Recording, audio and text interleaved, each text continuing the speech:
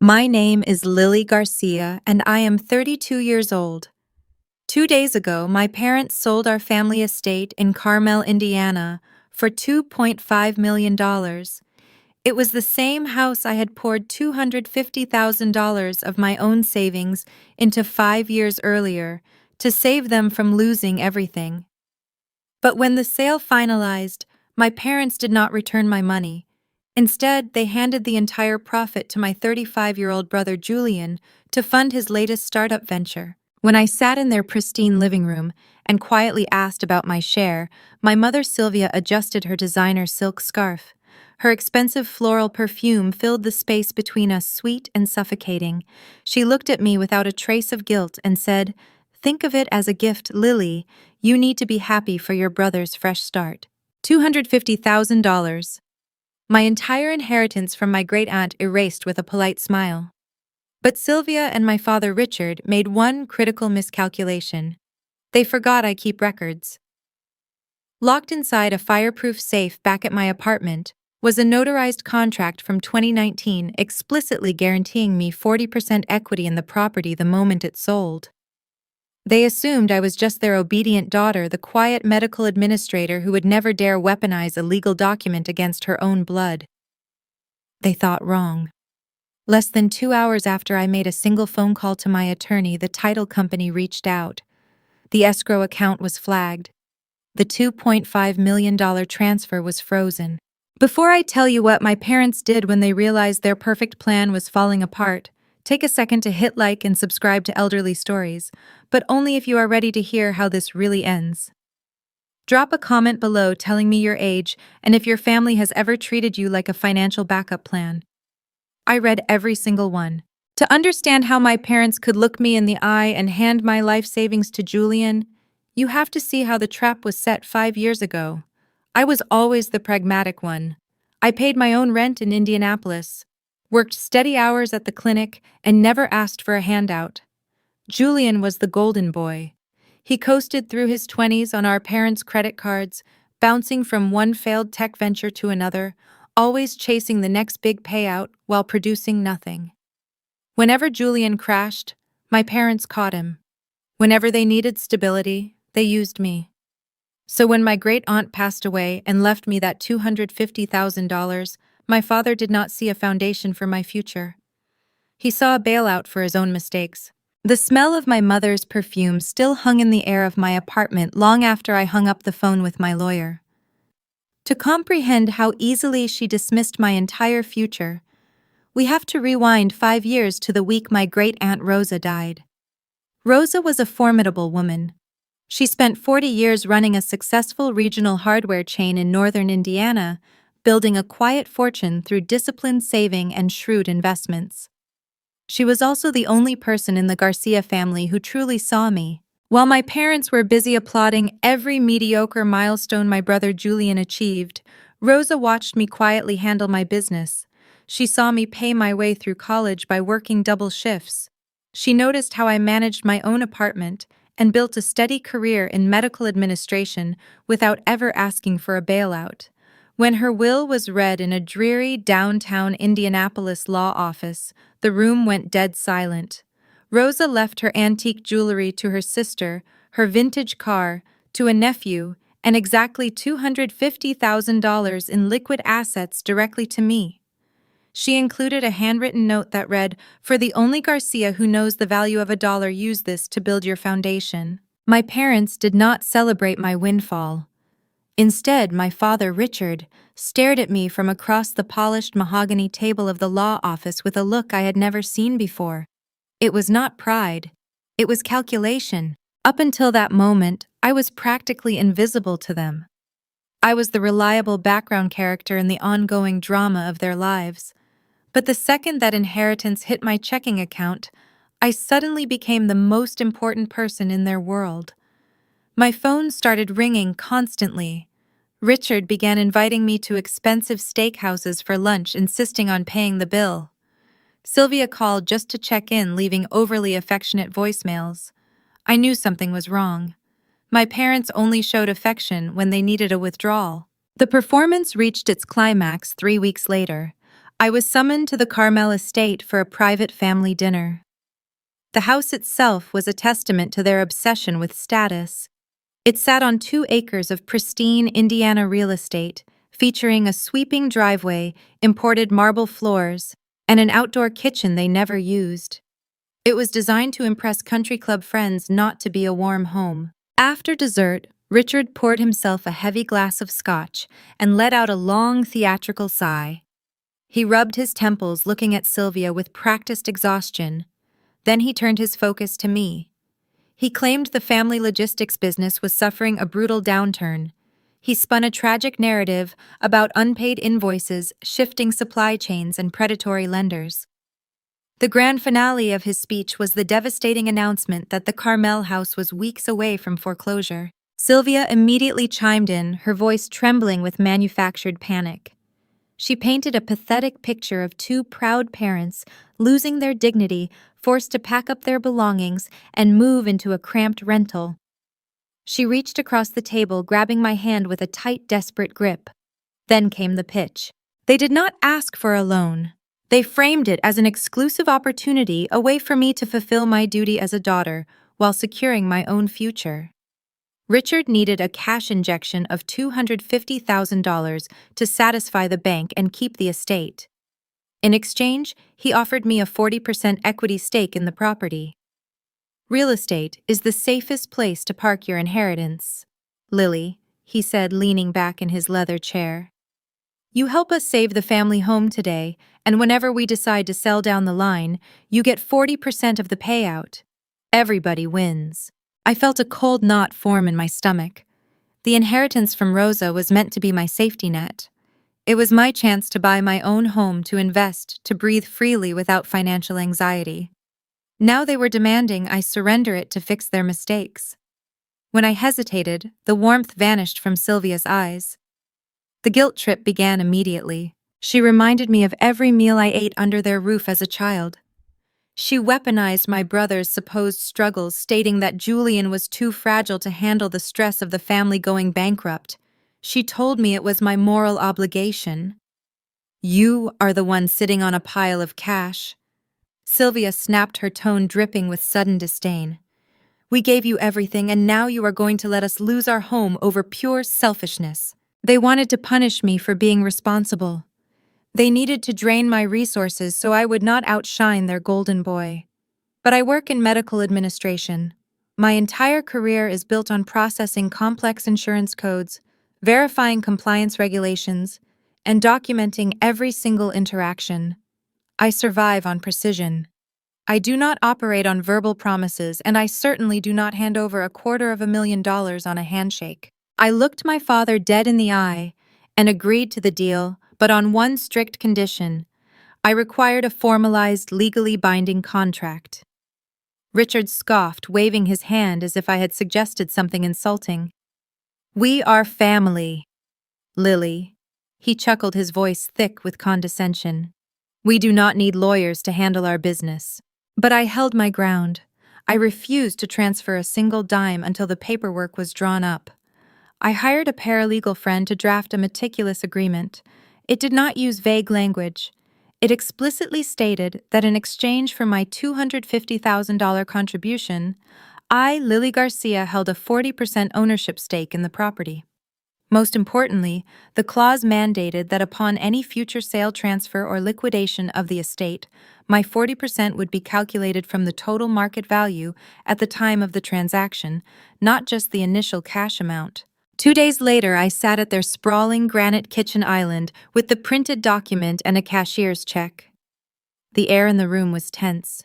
Sylvia glared at me, clearly offended that I had forced them into a corner. Richard tried to maintain his jovial, patriarchal facade. This is the moment that remains burned into my memory. It was the moment I truly understood the transactional nature of their love.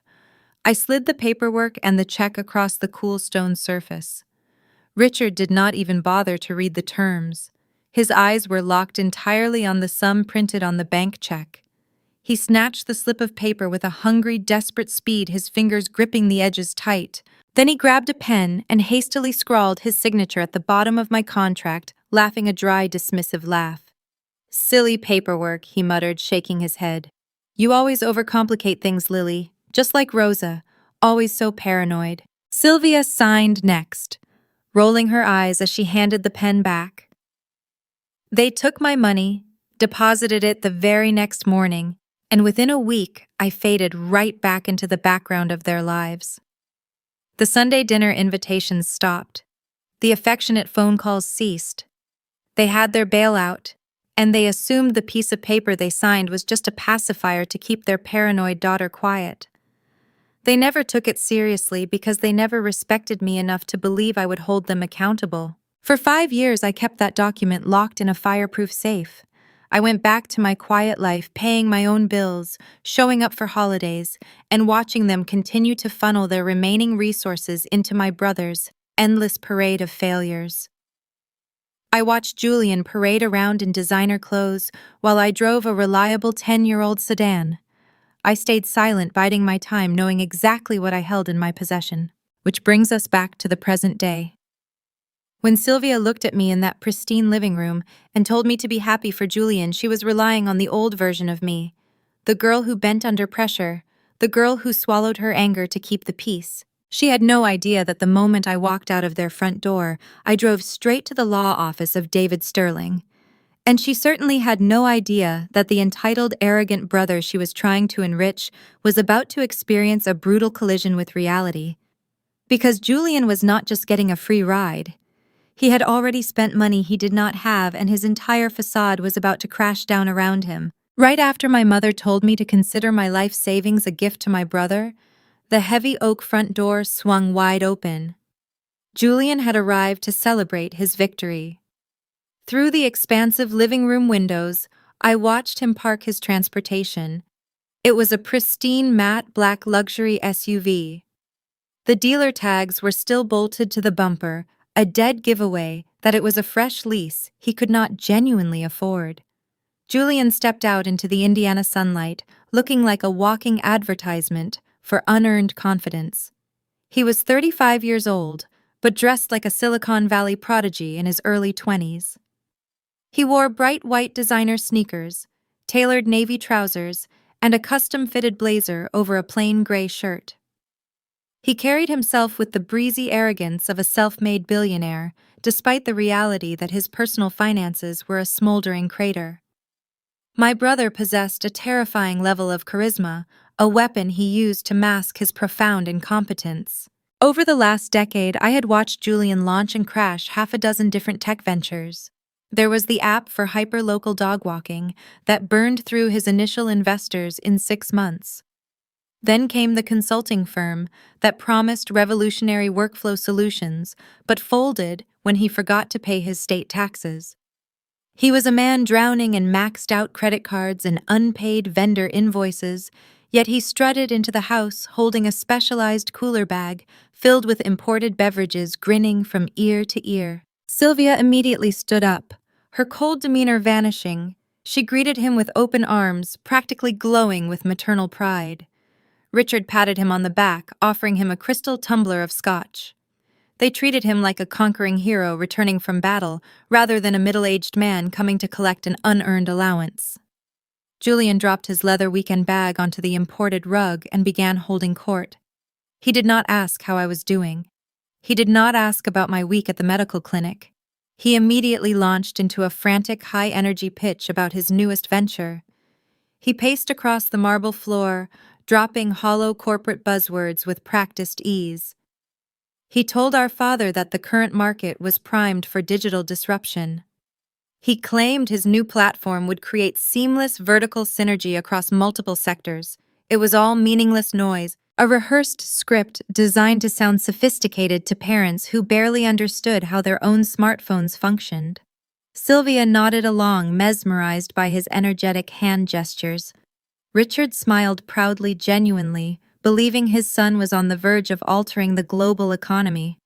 I sat quietly on the edge of the sofa watching the delusion unfold. Julian was using the exact same deceptive cadence he used 5 years ago when he promised an angel investor a 50-fold return. He was a master illusionist, and my parents were his most eager audience. Once the startup pitch concluded, Julian shifted the conversation to his personal reward.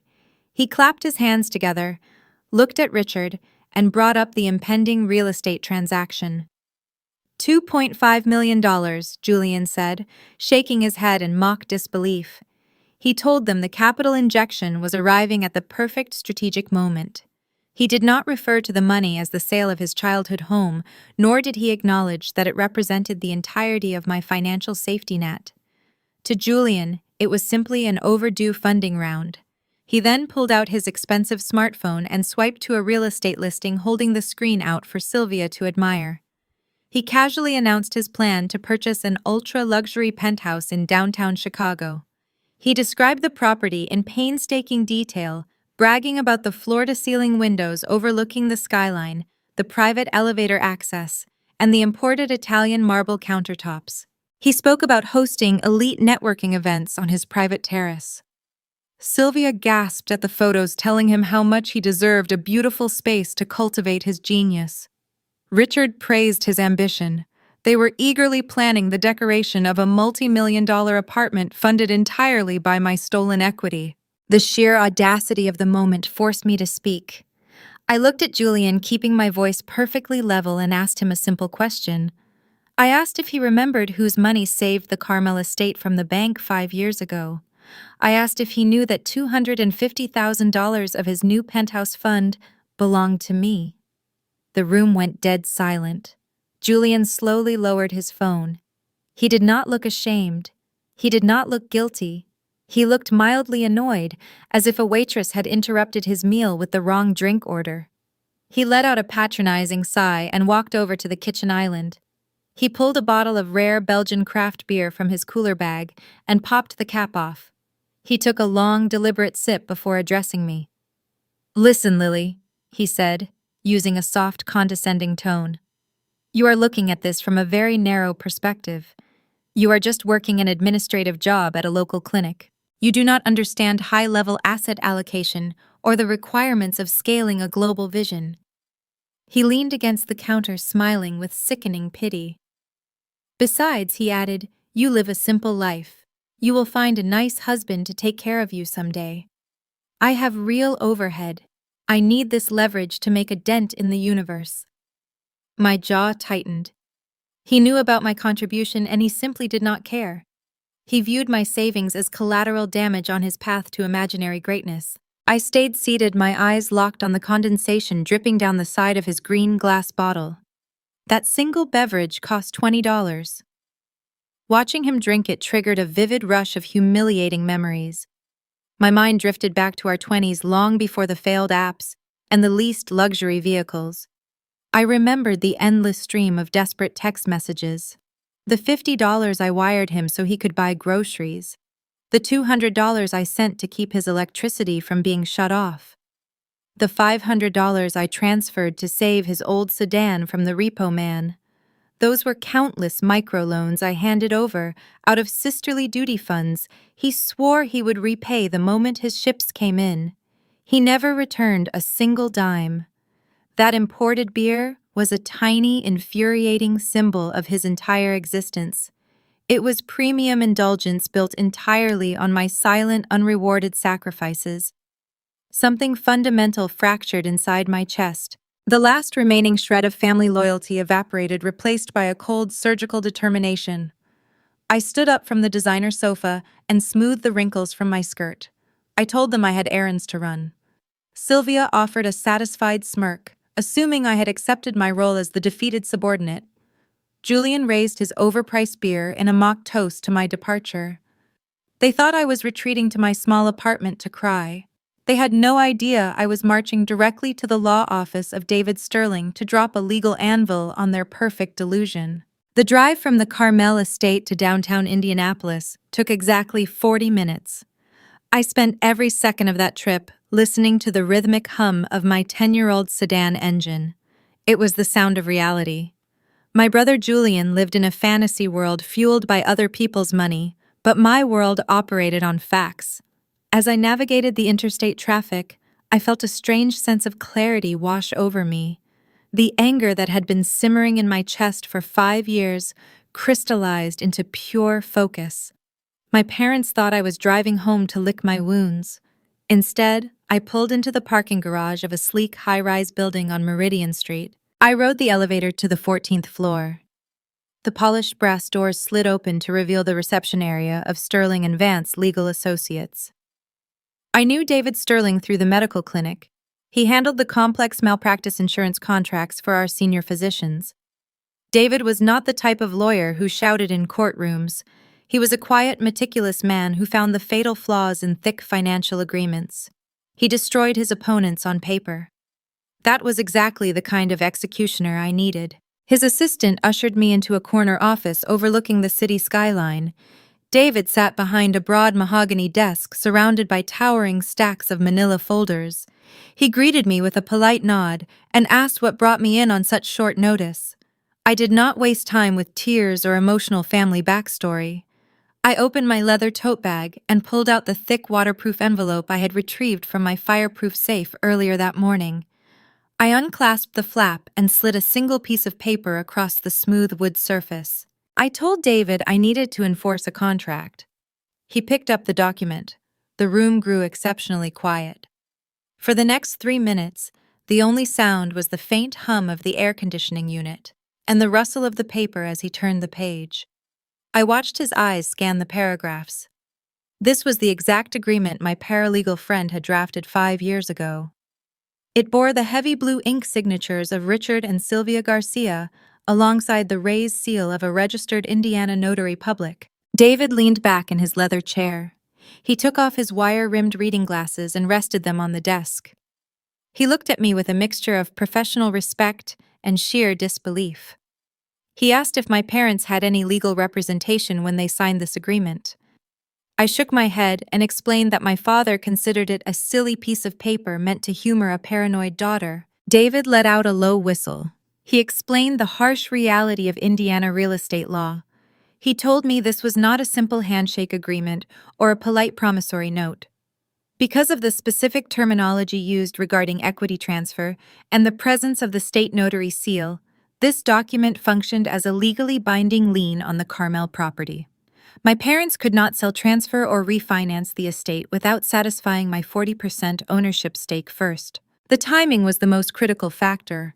I informed David that the closing was scheduled for a mere 48 hours from now.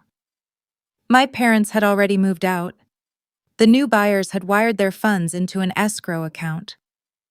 Richard and Julian were currently picking out paint colors for a Chicago penthouse they planned to buy with the stolen profits. David leaned forward, resting his elbows on the desk. He mapped out our strategy with cold precision. He explained that in any real estate transaction, a title company must issue a clean insurance policy to the buyers. If a surprise lien suddenly materialized on the public record, the title company would instantly freeze the entire transaction. The buyers would not get the keys. The sellers would not get a single dime. Everything would stop dead in its tracks. He warned me that executing this maneuver would permanently sever my relationship with my family. Once the title company flagged the account, there was no taking it back. It would be a declaration of war. He asked if I was prepared for the fallout. I thought about Julian sipping his imported craft beer paid for by my stolen savings. I thought about the suffocating smell of my mother's floral perfume as she told me to be happy with nothing. I thought about the decades of being treated as a convenient ATM rather than a daughter. I looked at David and told him to burn their perfect plan to the ground. The transition from victim to empowered adversary happened in a fraction of a second. David nodded. He picked up a heavy rubber date stamp from his desk. He pressed it onto the ink pad and brought it down hard on the top corner of my contract. The heavy thud echoed through the quiet office. That sound was the most beautiful thing I had ever heard. It was the physical manifestation of consequence. It was the sound of an invisible scale balancing itself. For 32 years, I had allowed my family to dictate my worth. With one strike of wet ink, I took the power back.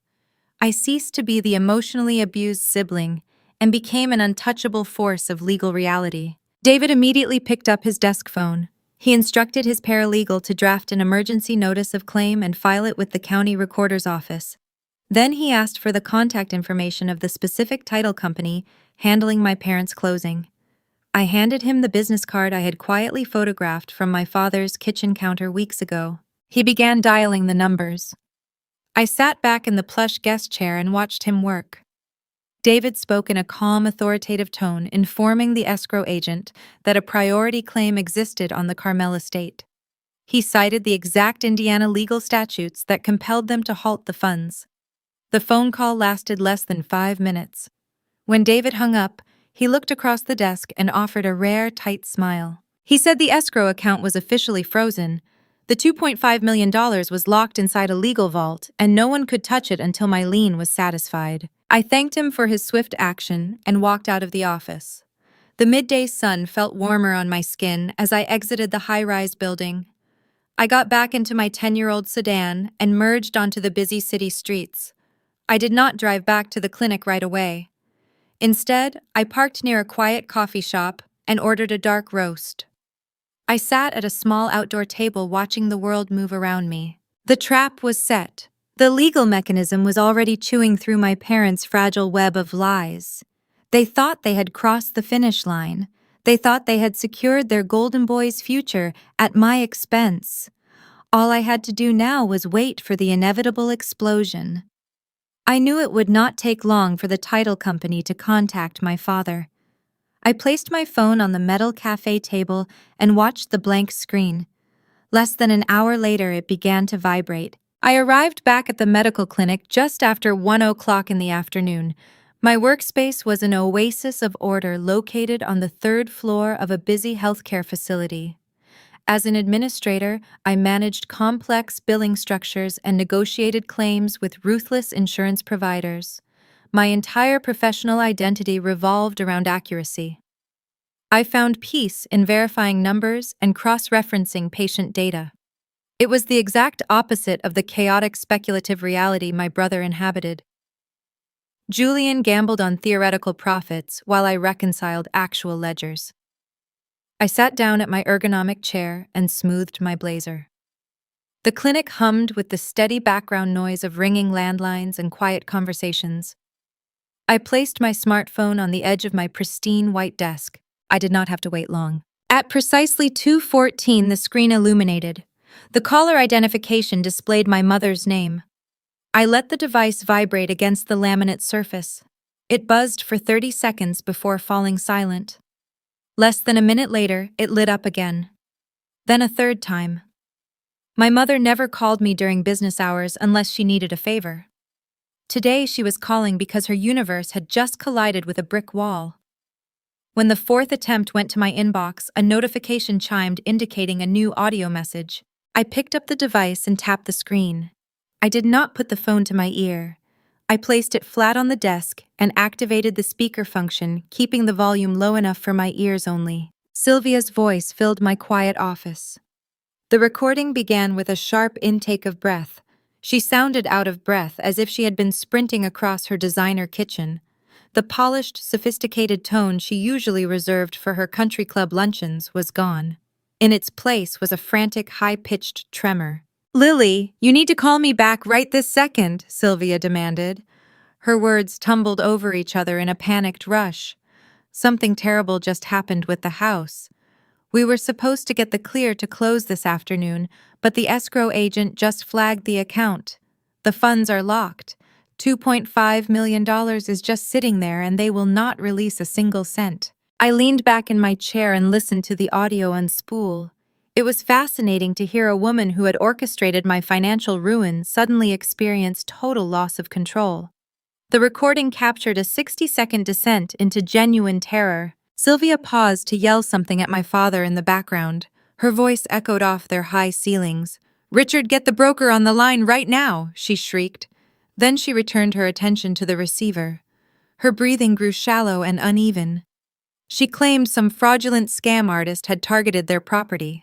She spun a wild theory about cybercriminals hacking into the county records to place a fake lien on their estate. She insisted they were victims of an elaborate extortion plot. "They are trying to steal your brother's future." Sylvia sobbed into the microphone. "We are going to lose the Chicago penthouse. Julian is losing his mind. You know people in the legal department at your hospital. You need to find out how to trace a fraudulent public record. Call me the minute you get this." The message ended with a sharp click. I sat in the sterile quiet of my office and stared at the dark screen. The silence that followed her frantic recording felt incredibly heavy. A profound and painful truth washed over me. Sylvia did not suspect my involvement. She assumed an anonymous internet hacker was extorting them. The thought that her own daughter had weaponized the justice system against her never even crossed her mind. It was the ultimate confirmation of my insignificance in their eyes. They literally forgot the contract existed. They forgot the afternoon I handed them $250,000. They forgot signing their names on the dotted line. To Richard and Sylvia, I was such a compliant, easily manipulated pawn that my capability for retaliation registered at 0. They assumed I would just absorb the betrayal and return to my quiet life. Being perceived as a non-threat is a bitter pill to swallow. It stings to know your own family views your boundaries as a joke. But in the realm of strategic conflict, being underestimated is the greatest advantage a person can possess. I reached for the iced coffee sitting near my keyboard. The condensation had pooled at the bottom of the plastic cup. I lifted the beverage and took a slow, deliberate sip. The cold liquid slid down my throat, grounding me in the present moment.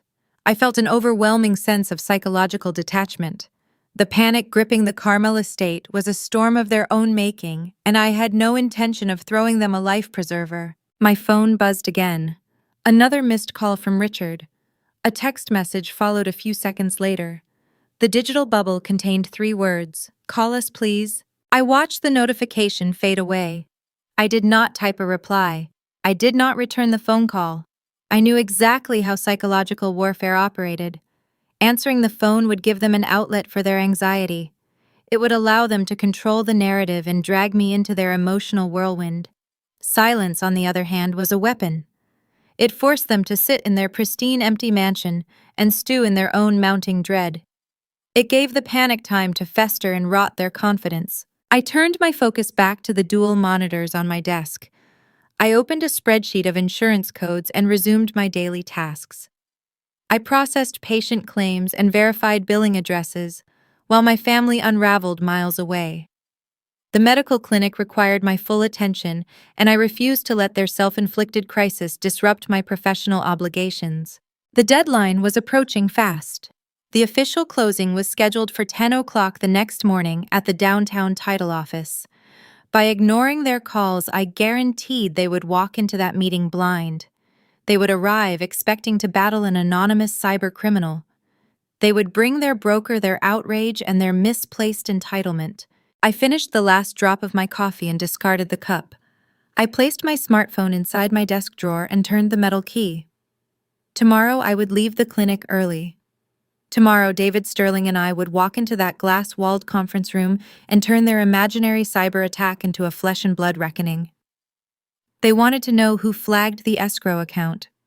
They were going to find out face to face. The morning sun glared off the polished steel exterior of the downtown Indianapolis financial district. I navigated the revolving doors of the high-rise building with a steady heartbeat. Attorney David Sterling walked beside me holding a slim leather briefcase. We bypassed the bustling main lobby and took the private elevator to the executive floor. Title companies operate as the ultimate arbiters of truth in American real estate. Inside these walls, promises mean nothing. Only ink and state-recognized statutes hold any weight. Growing up in the Garcia household, reality was always flexible, shaped by whatever narrative benefited my parents the most. Today they were going to learn that the law does not bend to accommodate their delusions. As the elevator chimed and the metallic doors parted, the chaotic sounds of a severe argument spilled into the quiet corridor. We walked down the hallway toward a sleek glass-walled conference room. Through the transparent partitions, I observed the scene unfolding. Richard, Sylvia, and my brother Julian were pacing around a large mahogany and glass table. They looked like cornered animals. Richard was red in the face, pointing an accusing finger at a young escrow officer wearing a pristine gray suit. Even through the thick soundproofing, I could hear my father's booming baritone voice echoing off the frosted panes. He was undoubtedly lecturing the professional about the supposed cybercrime delaying his payday. Julian stood near the window, scrolling frantically on his smartphone while biting his thumbnail. His arrogant posture from the previous afternoon had evaporated. The prospect of losing his Chicago penthouse had reduced him to a jittery mess. Sylvia hovered near the doorway, clutching her expensive leather handbag like a shield. She wore a tailored beige dress intended to project quiet wealth, but her posture betrayed intense panic. David glanced at me and gave a brief nod. I pushed the heavy glass door open and stepped inside the room. The sudden shift in air pressure caused the shouting to cease instantly. All three of my family members turned toward the entrance. The relief on my mother's face was instantaneous and pathetic. Her eyes widened and she let out a loud gasp. She rushed forward with her arms outstretched, fully expecting me to play my designated role. "Oh, thank God you are here!" Sylvia cried out, her voice trembling with manufactured distress. She reached for my hands, desperate for a lifeline. "Lily, it is a nightmare. Some criminal put a fake hold on the account. Tell these people you work in administration. Tell them how to fix this digital error." Richard stepped up right behind her, wiping sweat from his forehead with a monogrammed handkerchief. He offered a strained smile. "Your mother is right, Lily. We need someone who understands bureaucratic red tape to sort out this ridiculous extortion attempt. The buyers are threatening to walk away. They believed I had rushed downtown to rescue them. They thought I abandoned my clinic duties to play the loyal, obedient daughter one last time." I did not return Sylvia's embrace. I did not offer my father a reassuring smile. I stood perfectly still, keeping my arms at my sides, allowing her hands to grasp empty air. Sylvia recoiled, her brow furrowing in deep confusion. She looked from my stoic expression to the man standing next to me. David Sterling stepped forward, projecting an aura of quiet, lethal professionalism. He bypassed my parents entirely and approached the bewildered escrow officer. "Good morning," David said, extending his hand to the young man. "I am attorney David Sterling, representing Miss Lily Garcia. We are the party holding the priority claim on this property." The air in the room vanished. Richard froze mid-wipe, his handkerchief hovering near his jaw.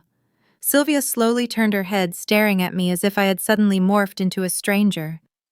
Julian dropped his smartphone onto the mahogany table, producing a sharp clatter that broke the suffocating silence. "What did he just say?" Julian stammered, darting his eyes between me and the lawyer. "Priority claim, what is he talking about?" David ignored my brother's outburst. He unlatched his briefcase and withdrew a pristine manila folder. He placed it carefully on the center of the glass inset of the conference table. With slow, deliberate movements, he opened the cover. Inside rested the 5-year-old notarized contract. He slid the document across the smooth surface, pushing it directly toward my father. "There is no cyber criminal, Mr. Garcia," David explained, his tone even and unyielding. "There is no digital error. The hold on the escrow account was placed by my office yesterday afternoon because your daughter holds a legal 40% equity stake in this estate, a stake you failed to disclose during the listing process." Richard leaned over the table. His eyes locked onto the blue ink at the bottom of the page. The arrogant flush drained from his cheeks, leaving his skin a pale, sickly gray. He recognized the sloppy signature he had scribbled half a decade ago. He remembered the afternoon he snatched my $250,000 check and mocked my insistence on formal paperwork. The memory crashed over him, destroying his protective barrier of denial. He opened his mouth to speak, but no sound emerged. Julian pushed past his father and snatched the document. His eyes darted back and forth across the paragraphs. He lacked a legal background, but the numbers were impossible to misinterpret. "Wait," Julian sputtered, his voice cracking. "This says 40% of the current market value, not the initial cash. This means she takes $1 million from the sale. That is my penthouse money." He turned toward our parents, his face contorted in disbelief. "You signed this. You told me the house was clear." Sylvia could no longer maintain her facade. The elegant country club matriarch crumbled under the weight of undeniable proof. She reached out to steady herself, gripping the edge of the table. The sudden movement caused her heavy designer bracelets to slide down her wrist. The expensive metal bands collided with the glass surface, producing a sharp, nervous clinking sound. Clink, clink, clink. The noise echoed in the silent room, exposing her uncontrollable trembling. Her hands shook with the terrifying realization that she was trapped. She was sitting in a formal corporate environment surrounded by licensed professionals who possessed zero tolerance for her typical manipulation tactics. The escrow officer crossed his arms, surveying my parents with open professional disgust. He realized they had attempted to commit fraud by omitting a legal lien holder. "You set us up," Sylvia whispered, her voice barely audible over the rattling jewelry. "You sat in our living room yesterday and let us celebrate while you planned this ambush." "I did not set a trap, Mother," I replied, my voice devoid of any warmth. "I simply enforced the agreement you willingly signed. You assumed my savings were a donation. You assumed I would stay quiet while you funded Julian's vanity project. You bet against my intelligence, and you lost." The escrow officer cleared his throat, breaking the tension. "Mr. and Mrs. Garcia," he stated firmly, "unless this lien is fully satisfied from the sale proceeds today, I am legally required to cancel the transaction. Furthermore, I must notify the buyer's counsel regarding your failure to disclose an encumbrance." The reality of their situation snapped into focus. If the sale collapsed, they would have nowhere to live. If they satisfied the lien, Julian would lose his lavish Chicago apartment. There was no escape hatch. There was no alternative narrative they could spin to make the problem disappear. They were pinned under the crushing weight of their own arrogance. But abusers rarely surrender logic without a fight. When factual evidence destroys their reality, they instinctively pivot to the only weapon they have left. Sylvia let go of the glass table. Her shaking hands curled into tight fists. The fear in her eyes instantly morphed into something much darker. If she could not beat me using the law, she decided she was going to destroy me using guilt. She took a step toward me, inhaling deeply, preparing to unleash a torrent of theatrical devastation. Sylvia stepped away from the mahogany table and initiated her performance. The transformation was flawless. 1 second she was trembling with caught-in-the-act panic, and the next water pooled in her eyes. Her shoulders slumped forward. She let out a ragged theatrical sob designed to draw sympathy from every corner of the room. This was her signature maneuver. Whenever facts cornered my mother, she played the devastated matriarch. She looked at the young escrow officer, holding her manicured hands over her heart. "Please, you must understand." Sylvia pleaded, her voice quavering with manufactured sorrow. "This is just a terrible family misunderstanding. My daughter is confused. We made a verbal agreement years ago, and she is using a forgotten technicality to destroy her own brother's future." I stood perfectly still. Growing up, these tears used to paralyze me. I spent my entire childhood apologizing for things I never did just to stop my mother from crying. But today her performance felt incredibly hollow. I watched her weep with the detached curiosity of a scientist observing a predictable chemical reaction. "Lily, how can you do this to us?" Sylvia wailed, turning her tear-streaked face toward me. "We gave you life. We raised you under our roof. Julian is on the verge of creating something beautiful, something that will change the world, and you are willing to leave your elderly parents homeless out of pure spite. You are tearing this family apart over a piece of paper. You are supposed to be the sensible one." I employed a psychological technique my therapist called the gray rock method. The premise is simple. When dealing with toxic individuals, you become as uninteresting and unresponsive as a plain stone. You do not argue. You do not defend your character. You deny them the emotional fuel they desperately crave. I kept my facial muscles relaxed. I did not blink, nor did I offer a single word of rebuttal. I just let her cry. My silence forced her manipulative words to hang awkwardly in the chilled corporate air. Seeing his wife failing to break my resolve, Richard decided to deploy his own traditional weapon: intimidation. He drew himself up to his full height, puffing out his chest. My father spent his career managing warehouse logistics, overseeing heavy machinery and stubborn contractors. He possessed a booming baritone voice that could rattle windows.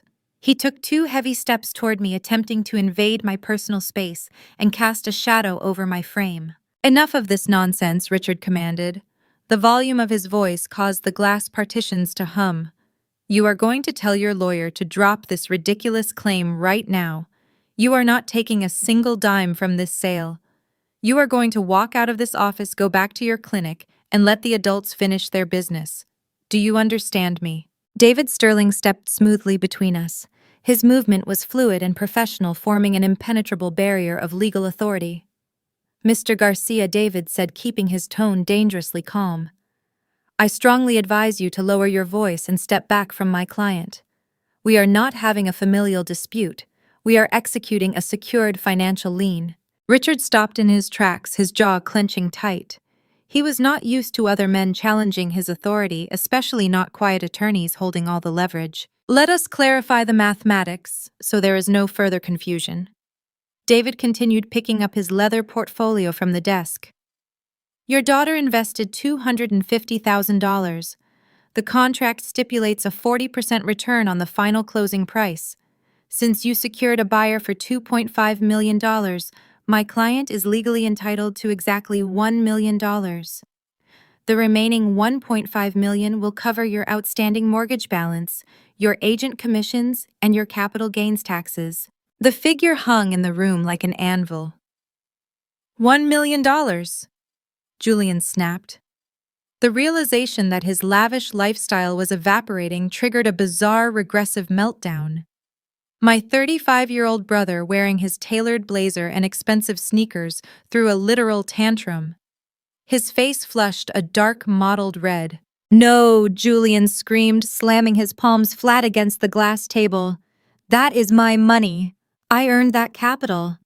I already put a non-refundable deposit on the Chicago penthouse. You cannot just steal my funding. You do not even need it, Lily. You sit in a cubicle all day verifying insurance claims. I have a vision. I am an entrepreneur. You are ruining my life." He paced frantically back and forth, dragging his hands through his carefully styled hair. He babbled about his phantom investors, his elite networking events, and the profound unfairness of the universe. It was pathetic to witness. He sounded like a toddler who had his favorite toy snatched away at the playground. He truly believed he was entitled to the fruits of my labor simply because he existed. I glanced over at this neutral third party in the room. The escrow officer sat at the head of the table, surrounded by neat stacks of closing documents. He was a young professional trying to conduct a high-level real estate transfer. He watched Julian stomp his feet and listened to Sylvia sob. Then he looked at me, standing quietly beside my lawyer.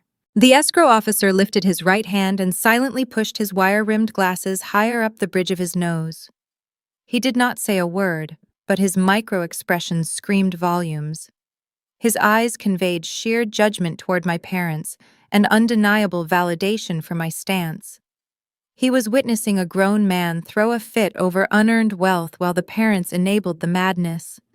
In that fleeting silent gesture, the escrow officer confirmed that I was not the crazy one. I was the only sane person sharing a surname with these people. "Mr. Garcia," the escrow agent finally spoke, addressing my father with frigid courtesy. "The yelling will not resolve this encumbrance. I need to know if you are authorizing the $1 million disbursement to the lien holder. If not, I am packing up these folders and calling the buyer's representatives to inform them the deal is dead." Richard looked at the young man, then at Julian, and finally at Sylvia. The reality of their trap was inescapable. If they walked away from the table, they retained the house, but they also kept the crushing mortgage they could no longer afford. They would face lawsuits from the buyers for breach of contract. Their entire financial illusion would collapse by sunset. Yet surrendering $1 million to the daughter they viewed as a mere servant was a pill too bitter to swallow in that exact moment. My parents possessed a stubborn, toxic pride. They could not concede defeat in front of an audience. "We need 24 hours, Richard growled through gritted teeth. "We need to review these documents with our own counsel." David checked his silver wristwatch. "You have until tomorrow morning at 9 o'clock. If the addendum is not signed by then, the title company will void the escrow." He turned to me, offering a polite nod. "We are done here, Lily. Let us go." I turned my back on my family. I did not offer a goodbye. I did not look at my weeping mother or my seething brother. I simply walked out of the conference room, my heels clicking softly against the polished hardwood floor. I felt lighter than I had in decades. The emotional shackles were broken. But as the elevator doors closed, taking me away from the title office, I knew the war was far from over.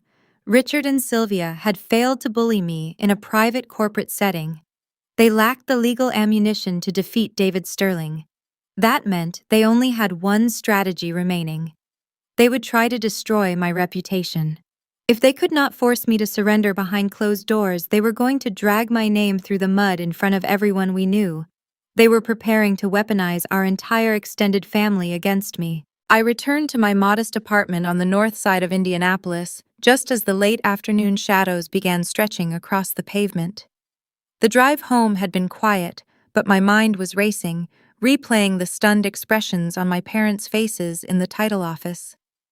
My living space was functional and uncluttered, a stark contrast to the imported marble and vaulted ceilings that defined the Carmel estate. My furniture consisted of a simple fabric sofa, a sturdy wooden dining table, and bookshelves lined with medical coding manuals. I placed my keys on the granite counter, kicked off my practical work heels, and sank onto the cushions. For roughly 45 minutes, I experienced a rare, fragile peace. I believed the hardest part was over. I assumed the standoff in the conference room would force my parents into submission.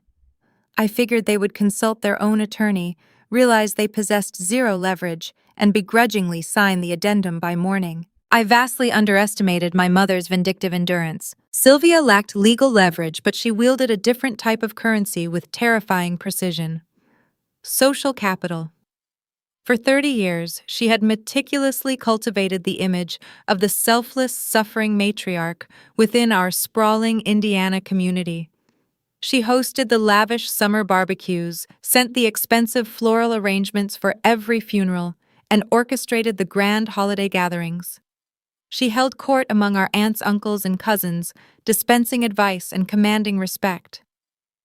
Now she was cashing in every favor, activating a network of loyal relatives to crush her disobedient daughter.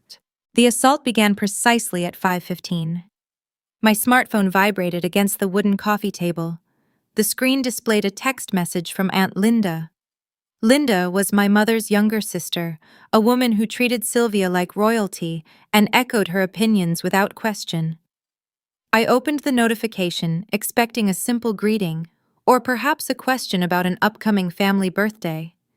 Instead, the screen filled with a block of venomous text. The message read, "I cannot believe what I am hearing, Lily. After everything your parents sacrificed to put clothes on your back and feed you, this is how you repay them. Throwing them out onto the street over a technicality. You should be deeply ashamed of your greed. I always knew you were cold, but this is pure evil." Before I could even process the accusation, another message arrived. This one was a voicemail from my Uncle Hector. I listened to his gruff voice echo through the quiet living room. He accused me of extorting my elderly parents. He demanded I call Richard immediately and apologize for causing so much unnecessary pain. He warned me that if I proceeded with this malicious lawsuit, I would be dead to the entire bloodline.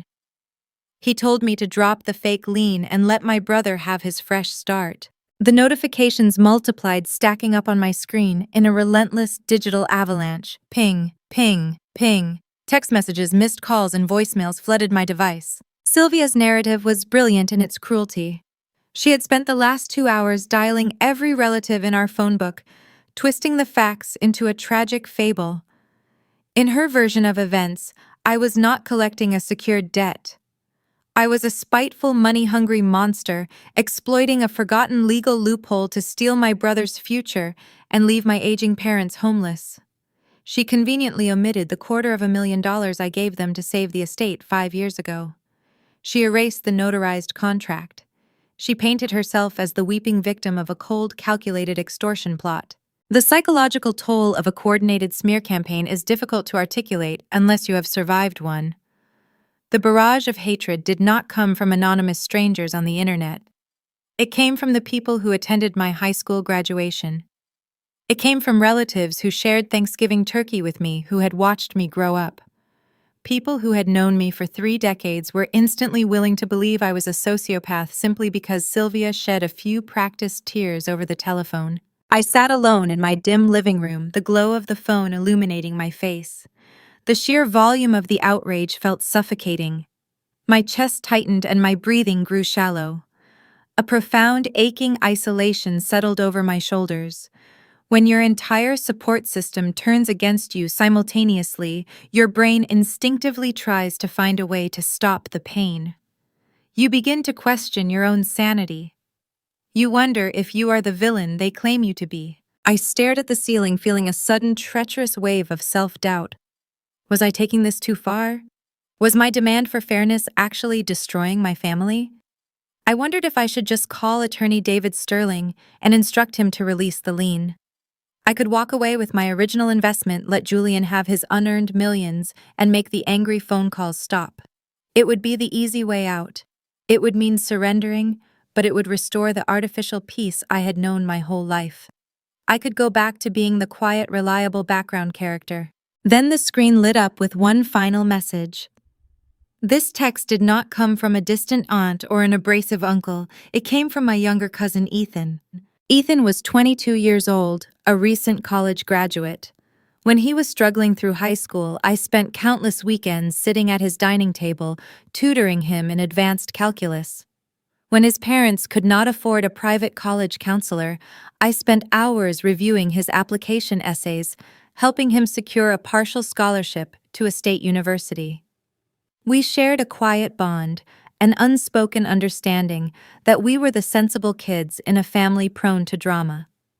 I considered him a younger brother, someone who actually saw my character and appreciated my steady nature. I opened his message hoping for a sliver of solidarity.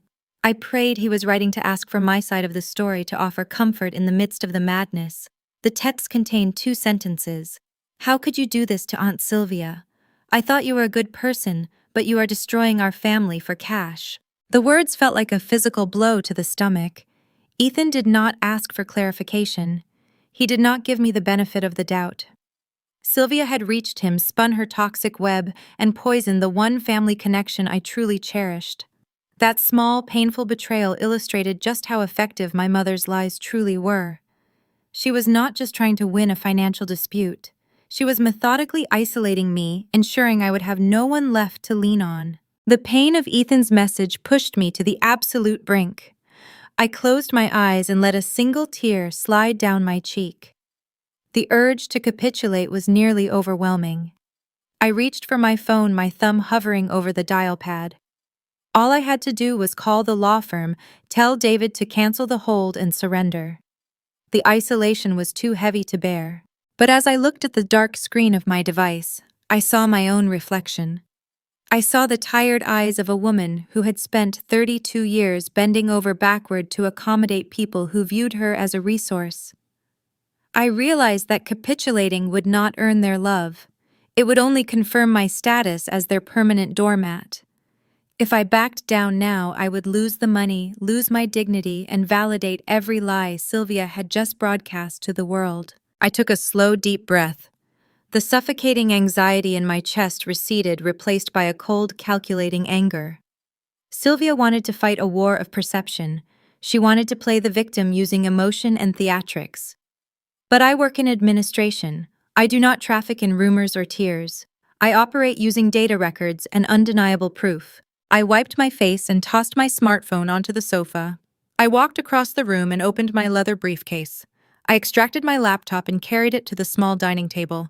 I plugged the machine into the wall outlet and powered up the screen. My mother had built her smear campaign on a foundation of fictional omissions. She relied on the assumption that family matters are handled behind closed doors, shrouded in polite secrecy. She assumed I would be too embarrassed or too proud to defend myself publicly. She thought I would sit in the dark and endure the character assassination in silence while she played the martyr. She was wrong. I opened a new browser tab and logged into my personal email account. I clicked the button to draft a new message. In the recipient field, I did not just add Aunt Linda, Uncle Hector, and my cousin Ethan.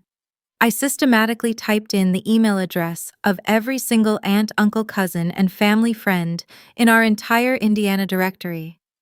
I built a distribution list containing nearly 40 individuals. Next, I opened a secure folder on my hard drive. 5 years ago, I had the foresight to scan every document related to the Carmel estate transaction.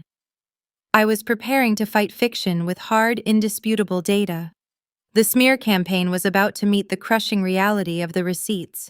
The glow of the laptop screen cast a pale illumination across my modest living room. My mother wanted a battle fought with tears, whispered rumors, and frantic phone calls. She thrived in the murky waters of family gossip, where truth was subjective, and whoever cried the loudest won the argument. I refused to enter her preferred arena. My professional life in medical administration trained me to rely on empirical evidence. When an insurance company attempts to deny a life-saving procedure, you do not weep on the phone with the claims adjuster. You bury them under a mountain of indisputable documentation. I decided to apply that exact same methodology to my blood relatives. I opened a new browser tab and logged into my secure email account. I clicked the button to draft a fresh message. In the recipient field, I did not merely add Aunt Linda, Uncle Hector, and my younger cousin Ethan. I systematically typed the address of every single aunt, uncle, cousin, and longtime family friend in our entire Indiana directory. I built a comprehensive distribution list containing nearly 40 individuals. My mother had built her smear campaign on a foundation of fictional omissions, assuming family matters would remain shrouded in polite secrecy. She thought I would sit in the dark and endure the character assassination in silence. I was preparing to fight her fiction with hard data. I typed the subject line with deliberate, steady keystrokes. Clarification on the Carmel estate ownership dispute. It was devoid of emotion. It sounded like an internal corporate memo rather than a response to a vicious social attack. That specific tone was intentional.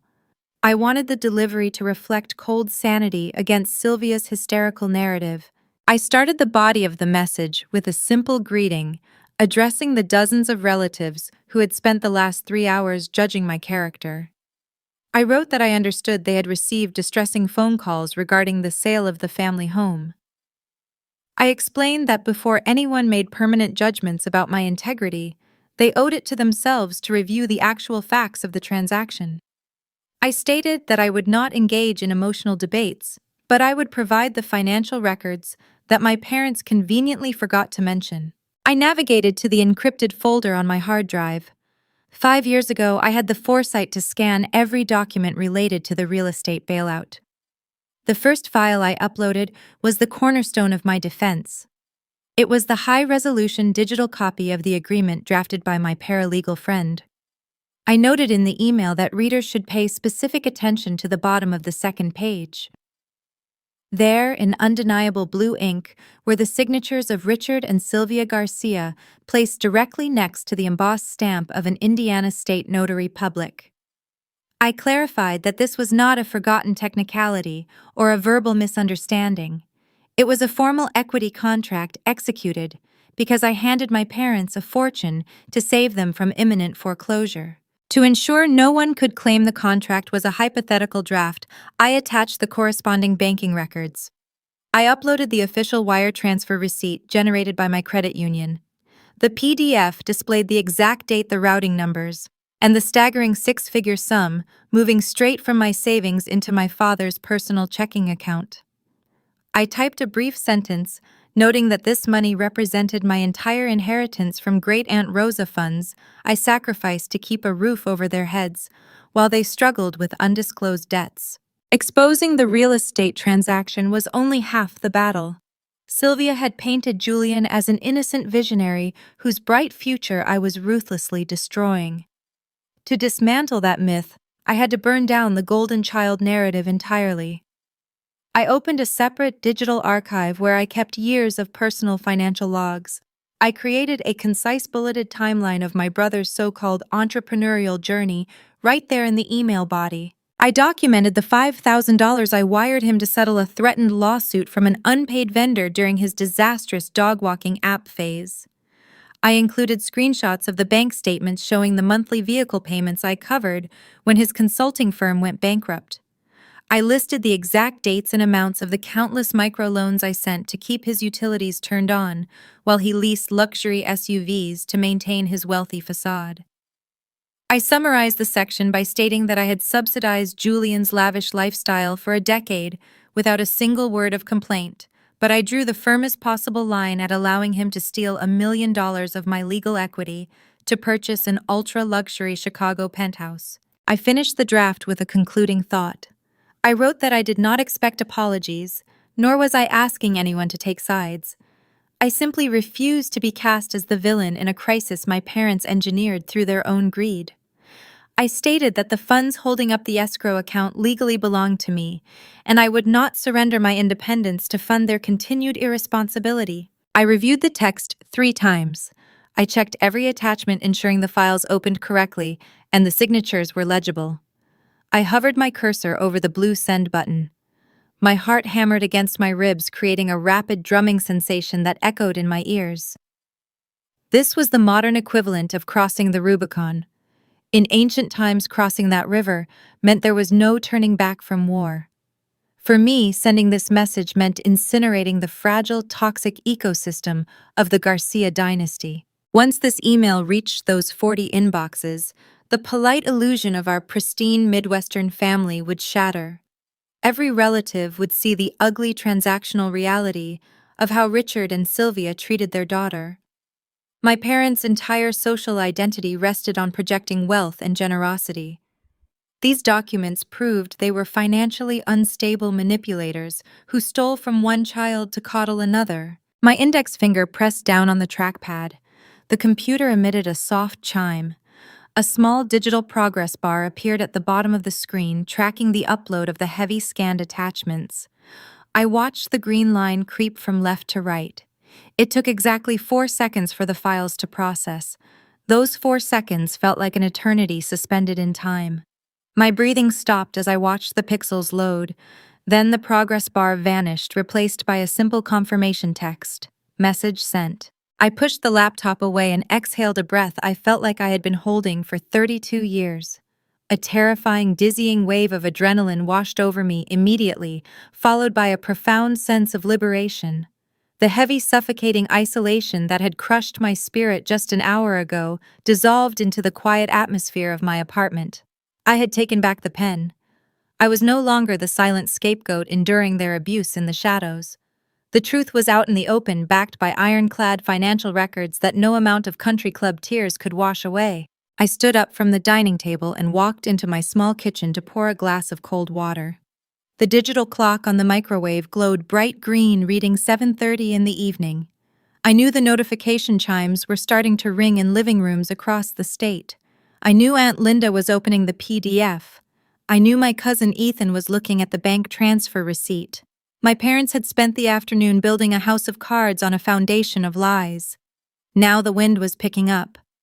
I took a sip of water, leaned against the counter, and waited for the inevitable explosion.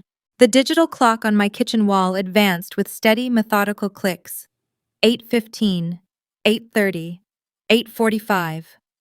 I remained seated at the small dining table, sipping a glass of chilled water.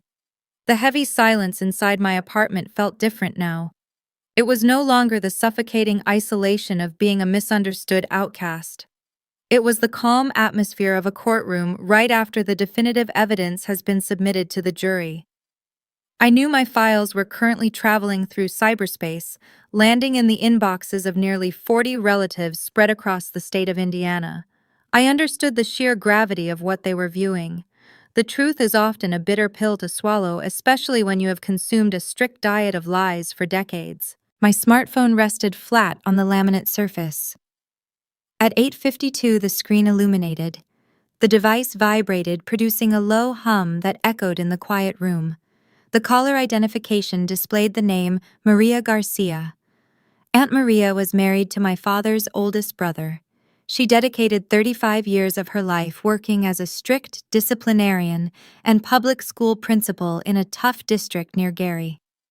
She possessed a legendary radar for deception. She built her career holding unruly teenagers accountable, and she maintained a polite but critical distance from my mother's country club pretentiousness. I did not pick up the device. I let the ring cycle through until it routed her to my voicemail. 2 minutes later, a fresh audio notification appeared. I tapped the screen and pressed play. Maria's voice filled the kitchen. She did not sound stern or commanding. She sounded profoundly heartbroken. "Lily," she began, her tone trembling with raw emotion. "I just finished reading your message. I am sitting in my living room looking at the bank transfer receipt. I lack the vocabulary to express my sorrow. Sylvia called me this afternoon weeping and swearing you were evicting them out of pure spite. I believed her narrative. I am deeply sorry I doubted your integrity. You sacrificed your foundation for them, and they tried to rob you in broad daylight. Please forgive an old woman for being foolish. You hold your ground, honey. Do not let them take another dime." The recording ended. A heavy knot I did not realize I was carrying in my chest slowly unraveled.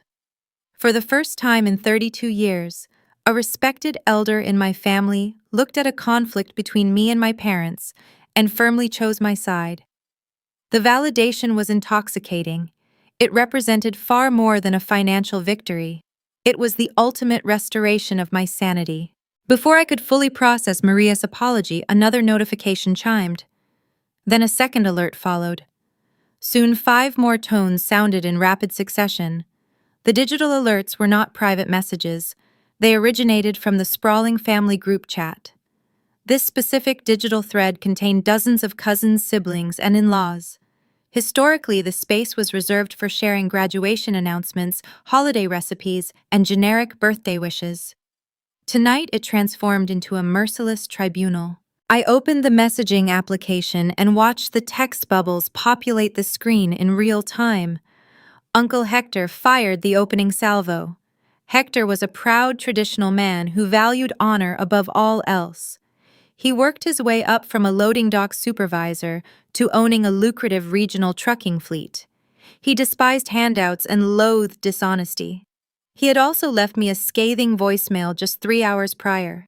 Now armed with the verified receipts, his wrath executed a swift pivot.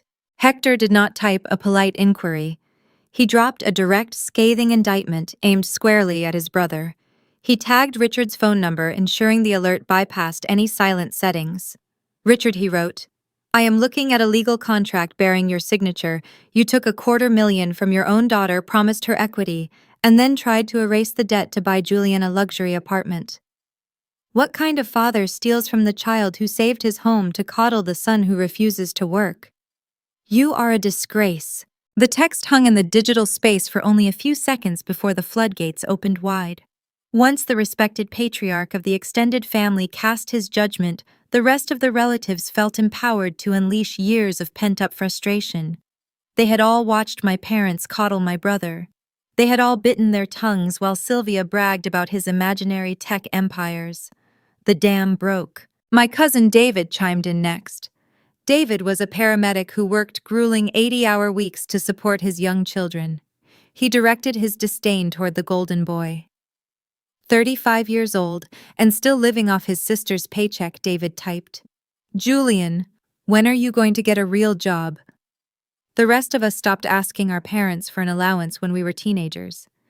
"Enjoy your penthouse, buddy. Oh wait, you cannot afford the security deposit without stealing from Lily." Another cousin named Sarah followed suit. She posted a screenshot of the $20 imported craft beer Julian was holding in a social media picture he uploaded that very afternoon. She captioned the image with a brutal observation: "Drinking premium brews funded by Lily's bank account." The sheer embarrassment of the digital pile-on was staggering to witness. My relatives dismantled my brother's fabricated persona piece by piece, exposing him as a middle-aged dependent masquerading as a successful entrepreneur. I scrolled through the rapidly updating thread, mesmerized by the destruction. The carefully curated image my mother maintained as the perfect selfless matriarch incinerated before my eyes. The aunts who previously praised her elegant dinner parties now expressed disgust at her financial exploitation.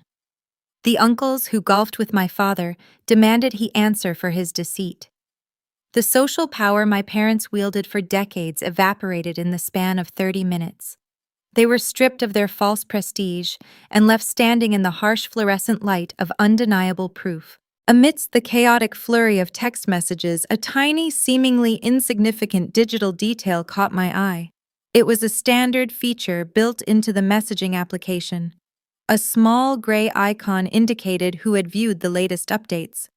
At the very bottom of the screen, beneath Uncle Hector's scathing paragraph and the cousin's merciless mockery, a tiny profile picture appeared.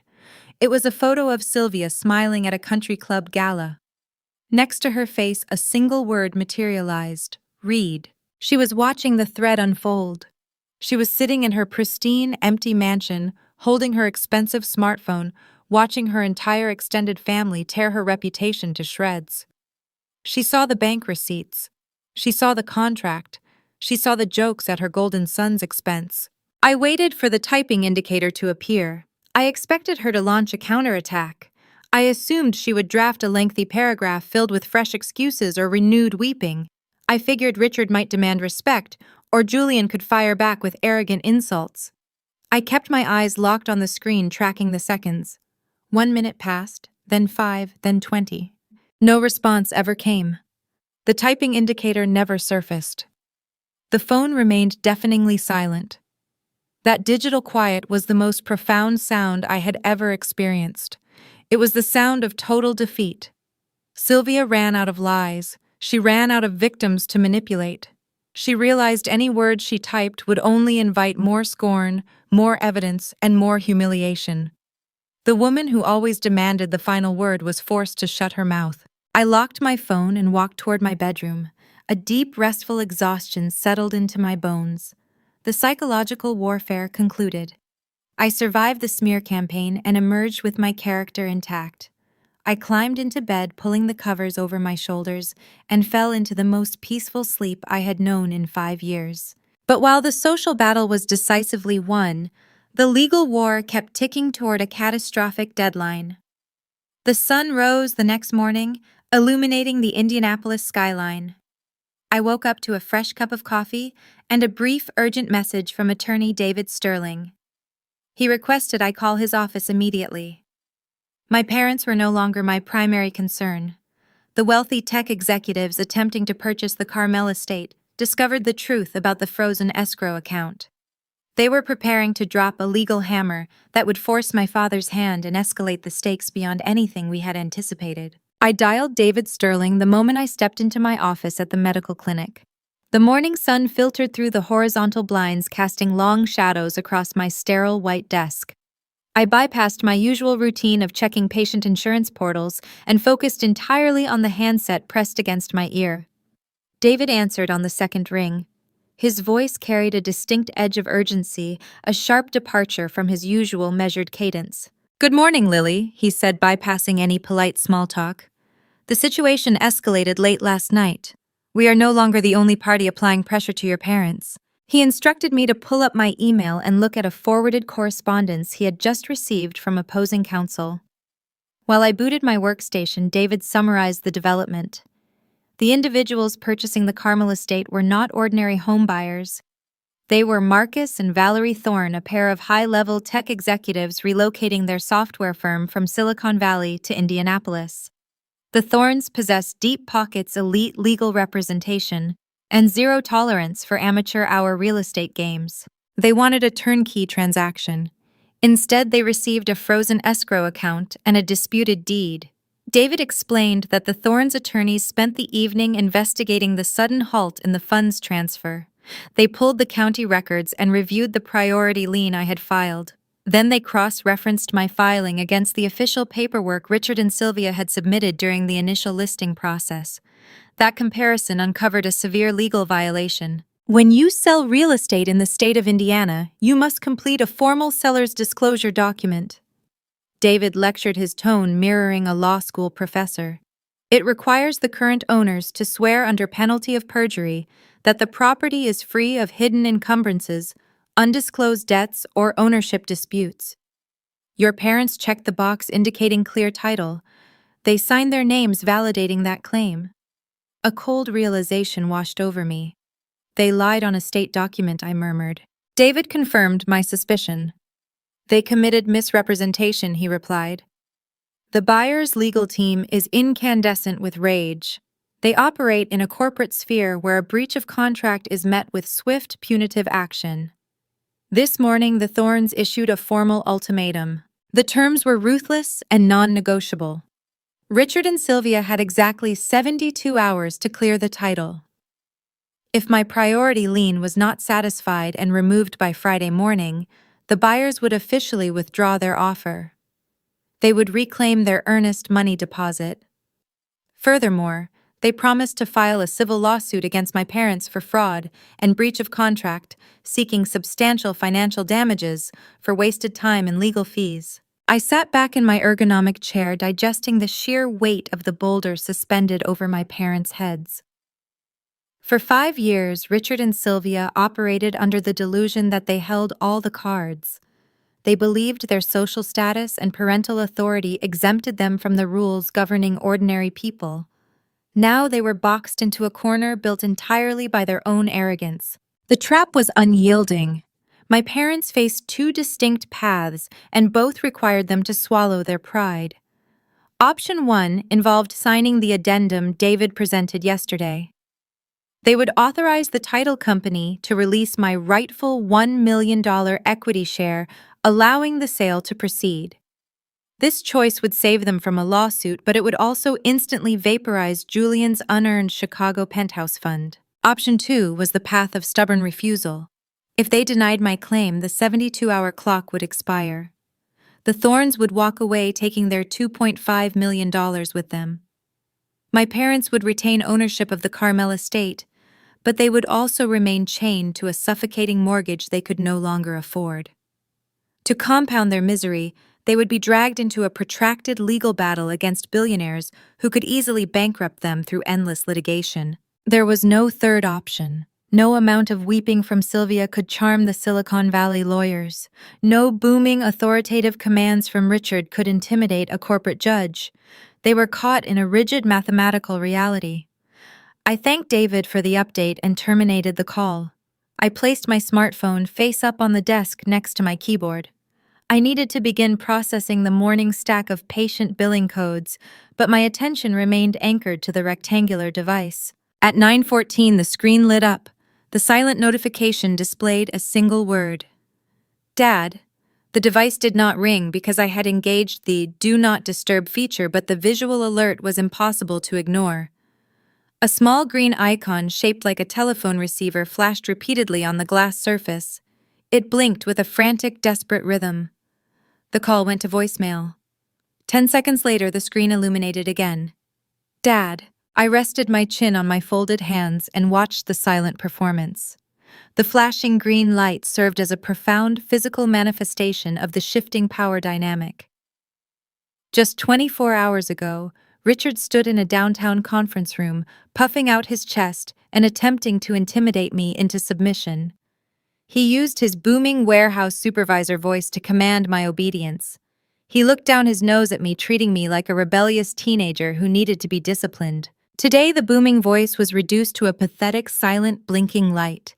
He was dialing my number over and over, hoping I would pick up and offer him an escape route. He needed the daughter he had spent a lifetime dismissing to rescue him from his own hubris.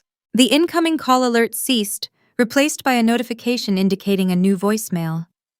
Almost immediately, the device began flashing a third time. He was relentless. I felt a fleeting twinge of pity, a residual ghost of the obedient child I used to be. But the memory of my brother holding that $20 imported beer while sneering at my administrative career quickly extinguished any lingering sympathy. I reached out and flipped the phone face down. The flashing green light disappeared against the white laminate desk. I turned my focus to my dual monitors, opened my spreadsheet, and began my workday. I let my father sit in his empty, sprawling mansion, dialing a number that would never answer. The morning progressed with quiet efficiency. I authorized medical procedures, reconciled patient accounts, and enjoyed a brief lunch break in the staff lounge. I felt untouchable, insulated by the ironclad boundaries I had finally established. The 72-hour countdown was ticking, and I had the luxury of waiting out the storm. Just after 2 o'clock in the afternoon, my email inbox chimed. I clicked the notification expecting a routine correspondence from an insurance adjuster. Instead, the sender was my Uncle Hector. The subject line lacked his usual formal capitalization, containing only a few rushed words. "You need to hear this right now." I opened the message. Hector had typed a brief explanation detailing how my brother Julian, in a state of blind panic, accidentally forwarded a voice memo to the wrong family member. Hector attached an audio file to the email. He warned me that the contents of the recording revealed a secret so destructive it explained exactly why Julian was acting like a cornered animal in the title office.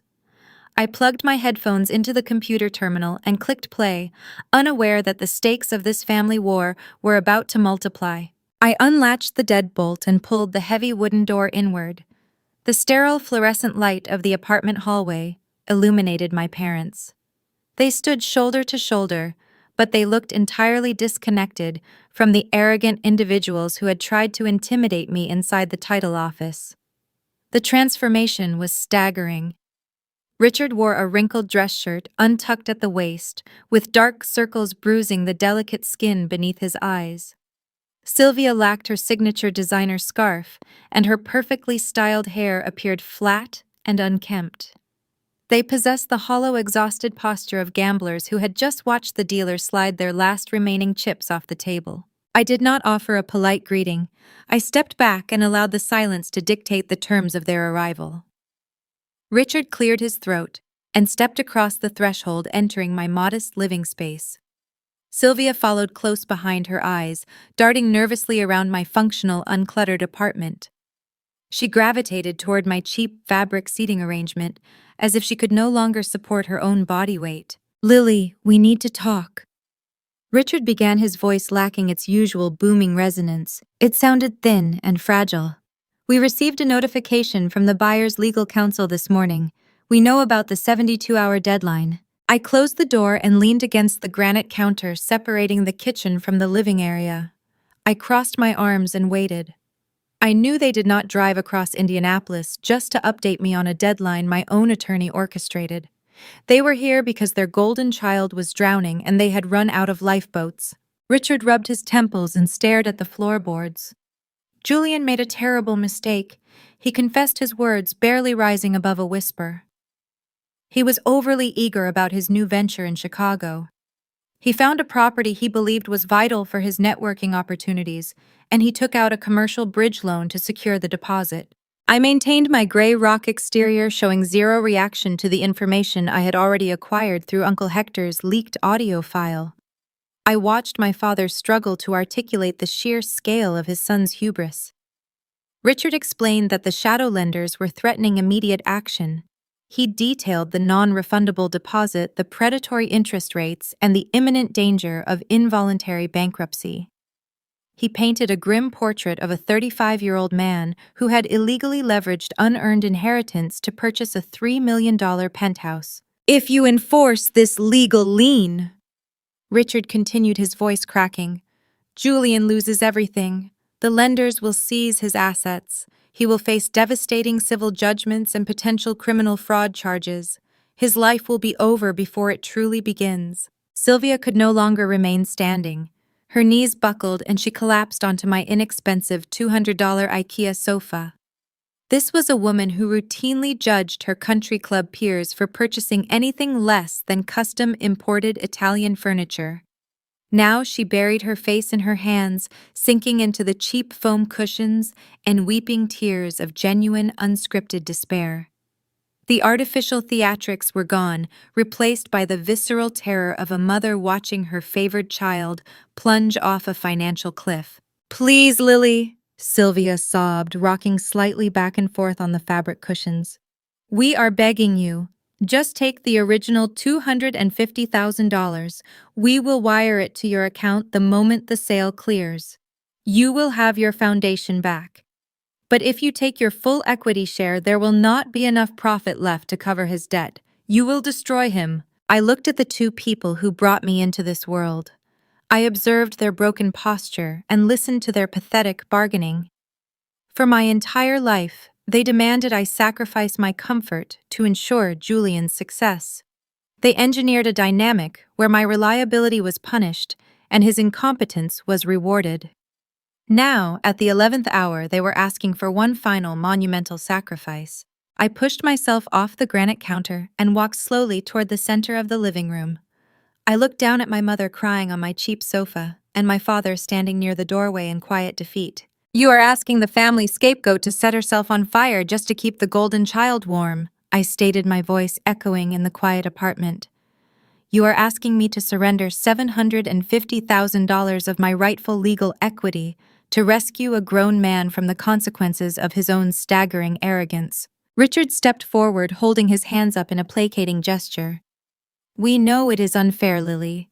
We know we handled this poorly. But he is your brother. You are a sensible woman with a steady career. You do not need $1 million to survive. Julian needs this money to stay out of federal court." The audacity of his logic sent a cold, precise wave of clarity through my veins. They still viewed my stability as a justification for my exploitation. They believed my independence meant I required less respect and fewer resources. "I do not care about his bridge loan," I replied, keeping my tone frigid and unyielding. "I do not care about his Chicago penthouse or his shadow lenders. His financial house of cards is not my responsibility. You signed a legally binding contract 5 years ago when you needed my life savings to avoid foreclosure. You traded 40% of your estate for my cash. The real estate market exploded and my investment matured. That money belongs to me." Sylvia lifted her head, her face stained with mascara and tears. "You are cold," she whispered, her voice dripping with sorrow and disbelief. "You have a block of ice where your heart should be." "My heart works perfectly fine, Mother," I responded without hesitation. "I just stopped using it to fund your delusions. You lied on a state disclosure form. You attempted to steal my inheritance. You allowed your son to treat me like a disposable ATM for a decade. The time for familial favors expired the second you told me to consider my stolen savings a gift." Richard tried one final desperate negotiation tactic. He offered to sign a separate promissory note guaranteeing to pay me the remaining balance in monthly installments over the next 20 years. He promised they would downsize their lifestyle and dedicate their retirement funds to making me whole. I shook my head, rejecting the offer instantly. I told my father I would never accept a payment plan from individuals who had already proven they viewed legal contracts as silly paperwork. I demanded a lump sum wire transfer executed by the title company during the official closing. The ultimatum was clear. "You have 2 choices," I instructed, my gaze locked onto Richard's tired eyes. "You meet David Sterling at the title office tomorrow morning at 9 o'clock and sign the addendum authorizing my $1 million disbursement. If you refuse, the buyers walk away, your son defaults on his fraudulent loan, and you keep the house along with a mortgage you can no longer pay." Silence descended upon the living room. The reality of their checkmate was inescapable. There were no loopholes remaining, no extended relatives to manipulate, no digital cybercriminals to blame. They were cornered by undeniable facts and ironclad Indiana real estate law. Richard reached down and placed a trembling hand on Sylvia's shoulder. He gently pulled his wife up from the inexpensive cushions. She leaned against him, her energy entirely depleted. They did not offer another argument. They did not hurl any parting insults. The fight was thoroughly drained from their spirits. "We will be at the title office tomorrow morning," Richard said, his voice barely audible. I stepped aside and opened the front door. I watched them walk out into the sterile fluorescent hallway, moving with the slow, hesitant steps of defeated prisoners walking toward the gallows. I shut the heavy wooden door behind them and engaged the deadbolt. The sharp click of the locking mechanism echoed in the empty room. I walked over to the kitchen sink and splashed cold water on my face. The emotional toll of confronting my abusers was heavy, but the liberation it provided was worth every ounce of tension.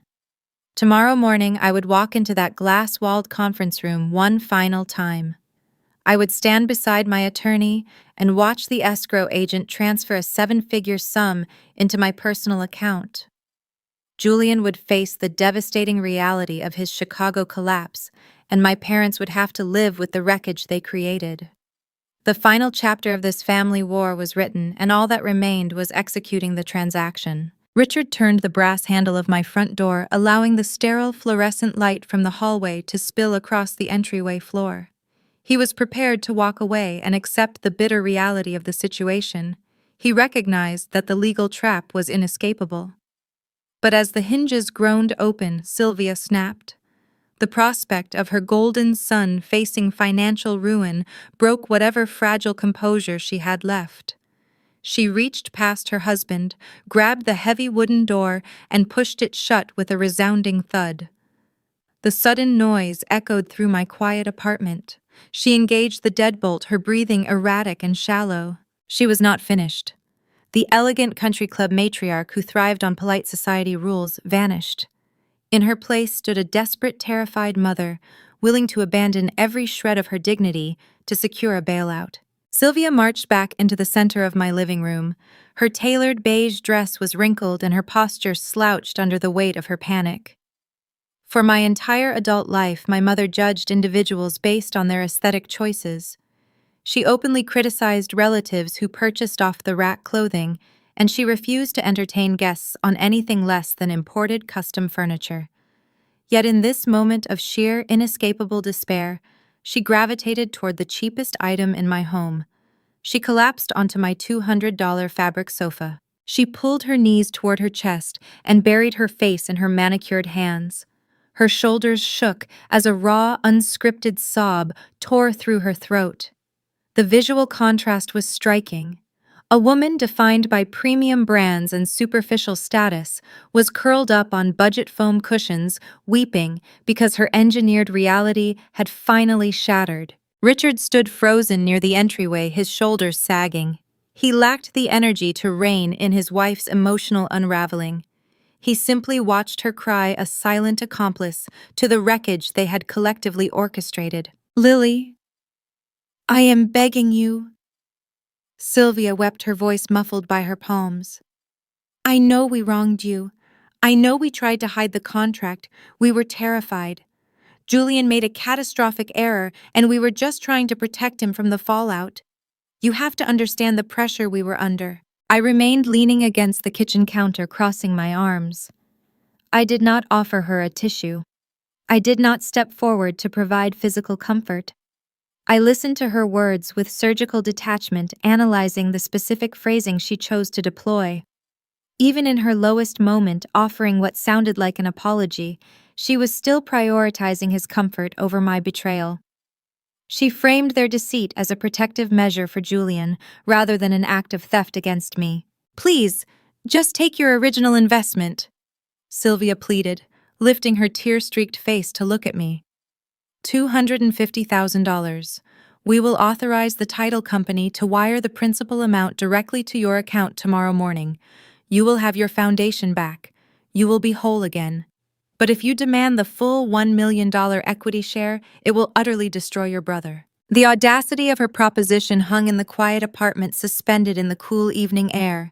She was explicitly asking me to forfeit $750,000 of verified legal wealth.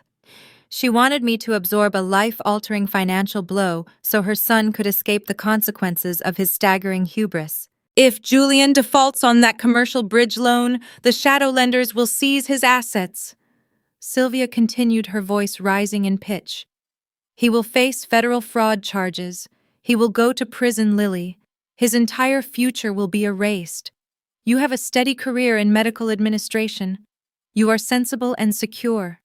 You do not need $1 million to survive, but your brother needs that money to stay out of a jail cell." I looked down at the woman on my sofa. The sheer toxic magnitude of their favoritism was breathtaking to behold.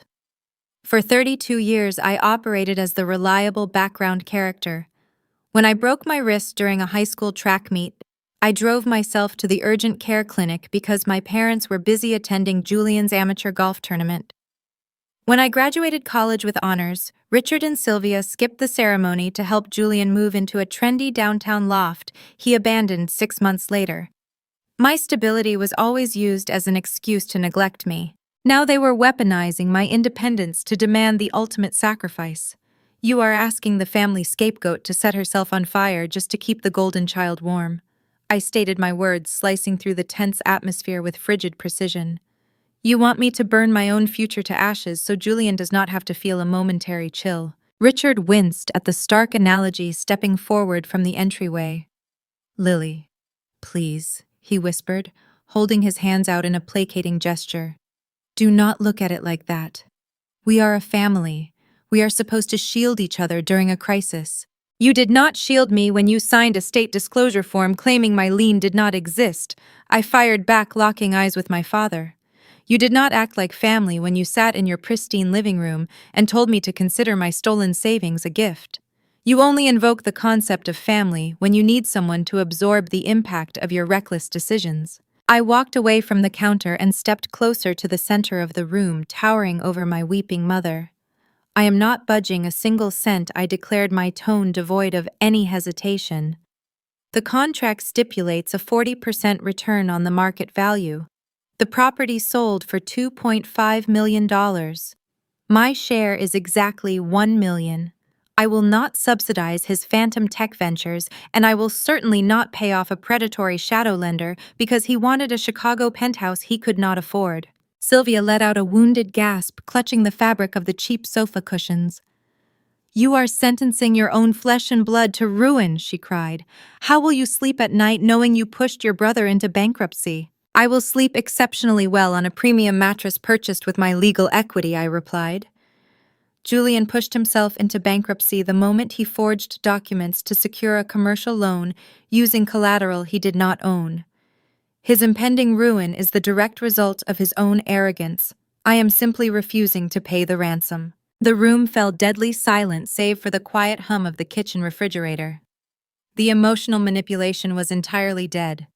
The tears, the guilt trips, the desperate bargaining, none of it possessed the power to crack my resolve. They realized the old version of their daughter. The girl who bent backward to earn their fleeting approval was permanently gone. In her place stood a woman armed with undeniable boundaries and state-certified documentation. Richard walked over to the sofa and gently placed his hand beneath Sylvia's elbow. He pulled her upward, guiding her away from the budget furniture she had anchored herself to. She did not resist. The fight had drained from her spirit, leaving behind a hollow shell of defeat. She smoothed the front of her wrinkled beige dress, refusing to meet my gaze. We will see you at the title office tomorrow morning, Richard said, his voice resigned to their fate. 9 o'clock. We will sign the disbursement addendum. I nodded, stepping aside to clear their path to the exit. Do not be late, I advised. The buyer's legal counsel is eagerly waiting for the title clearance, and they are far less forgiving than I am. Richard opened the heavy door and guided my mother out into the hallway. I watched them walk toward the elevator, moving with the slow, hesitant shuffle of defeated prisoners. They had arrived hoping to extract one final monumental favor through emotional coercion. They left empty-handed, carrying the crushing weight of their imminent downfall. I closed the door, engaging the deadbolt for the second time that evening. I walked over to the windows overlooking the sprawling Indianapolis grid. The city lights twinkled in the distance, a sprawling network of energy and possibility.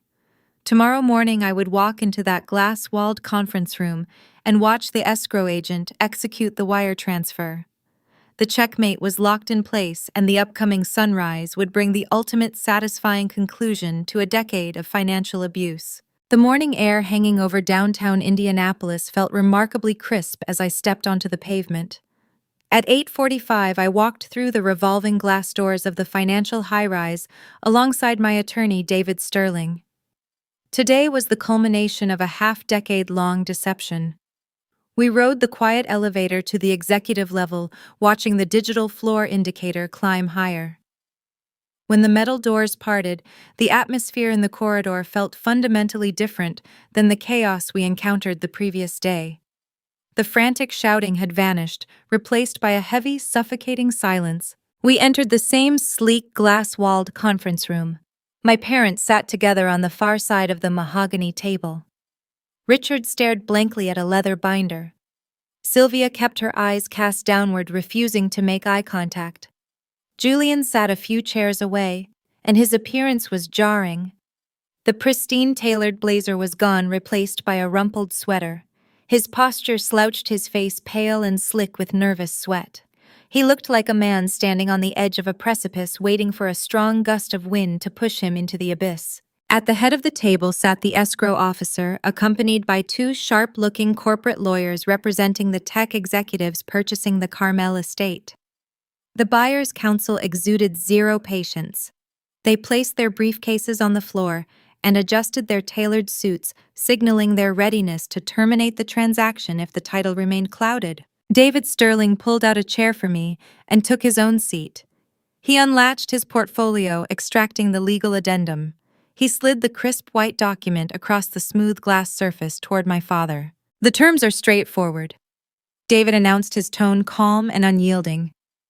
"This addendum acknowledges my client's priority lien and authorizes the immediate disbursement of $1 million from the escrow account directly to Miss Lily Garcia. Once those signatures are inked, we withdraw our claim and the buyers receive a pristine title. If you refuse, the buyers walk and the civil litigation commences." Richard picked up a heavy silver pen. His hand trembled slightly. For a fleeting second, he looked at Julian, hoping for a miraculous alternative, but the golden child had no solutions left. Julian merely stared at the pen, his breathing shallow and rapid. Recognizing his checkmate, my father pressed the metal tip against the paper and signed his name. He passed the document to Sylvia. She traced her signature with a slow, hesitant motion, effectively surrendering her false kingdom. The escrow officer retrieved the paper and placed his official notary stamp on the bottom corner. The heavy thud of the ink pad striking the desk sealed the fate of the Garcia dynasty. "Let us proceed with the final disbursement mathematics," the escrow agent stated, typing commands into his secure terminal. "The purchase price is $2.5 million. Per the signed addendum, exactly $1 million is routed to the priority lien holder." He tapped the enter key. A printer in the corner of the room hummed to life, pulling a sheet of specialized watermark paper through its rollers. "We are left with $1.5 million. The agent continued, reading from a detailed ledger. "First, we must satisfy the outstanding primary mortgage on the Carmel estate, which totals $680,000. Next, we deduct the standard broker commissions and title transfer fees, bringing the balance down to roughly $710,000. Julian gripped the edge of the mahogany table. His knuckles turned stark white. The color drained entirely from his face as he mentally tracked the dwindling numbers.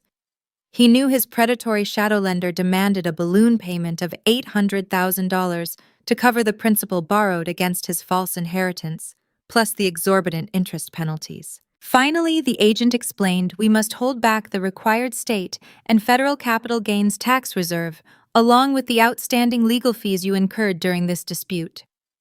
After all obligations are met, the net proceeds remaining for the sellers total exactly $398,000. I will initiate the wire transfer to the account specified by Mr. Garcia. The air in the room grew dangerously thin. The mathematics landed like a physical blow. The net profit fell hundreds of thousands of dollars short of the minimum threshold Julian required to save his life. The $400,000 non-refundable deposit he gave the Chicago sellers was gone. The predatory bridge loan remained unpaid. His financial house of cards collapsed in real time. "No!" Julian gasped, his voice a ragged, desperate rasp. "No, you cannot do that. The math is wrong. You have to recalculate the taxes. There has to be more money left." The escrow officer looked at my brother with a mixture of pity and professional detachment. "The ledger is precise, sir. The transaction is final," Julian snapped. The realization that his elite tech entrepreneur persona was dead shattered his fragile psyche. He lost his Chicago penthouse. He faced imminent bankruptcy. He faced the wrath of commercial lenders who would pursue him into federal court. The golden child confronted the terrifying reality of his own actions, and his mind could not handle the impact. Instead of blaming his own unearned arrogance, he looked across the glass table and aimed his rage squarely at the sister who refused to fund his illusion. "You did this to me!" Julian screamed, a primal, guttural sound echoing off the frosted glass partitions. He kicked his chair backward, sending it crashing onto the hardwood floor.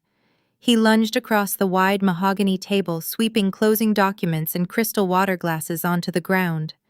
His arms reached toward me, his face contorted in a mask of pure, unfiltered hatred. I did not flinch. I remained seated, watching his desperate thrashing. Before he could even clear the center of the table, the heavy conference room door burst open. Two broad-shouldered building security guards stationed in the hallway due to the tense nature of the meeting rushed inside. They grabbed Julian by the shoulders, pulling him backward. My brother thrashed against their grip, kicking his expensive leather shoes against the table legs. He shouted incoherent threats, weeping as the guards dragged him toward the exit.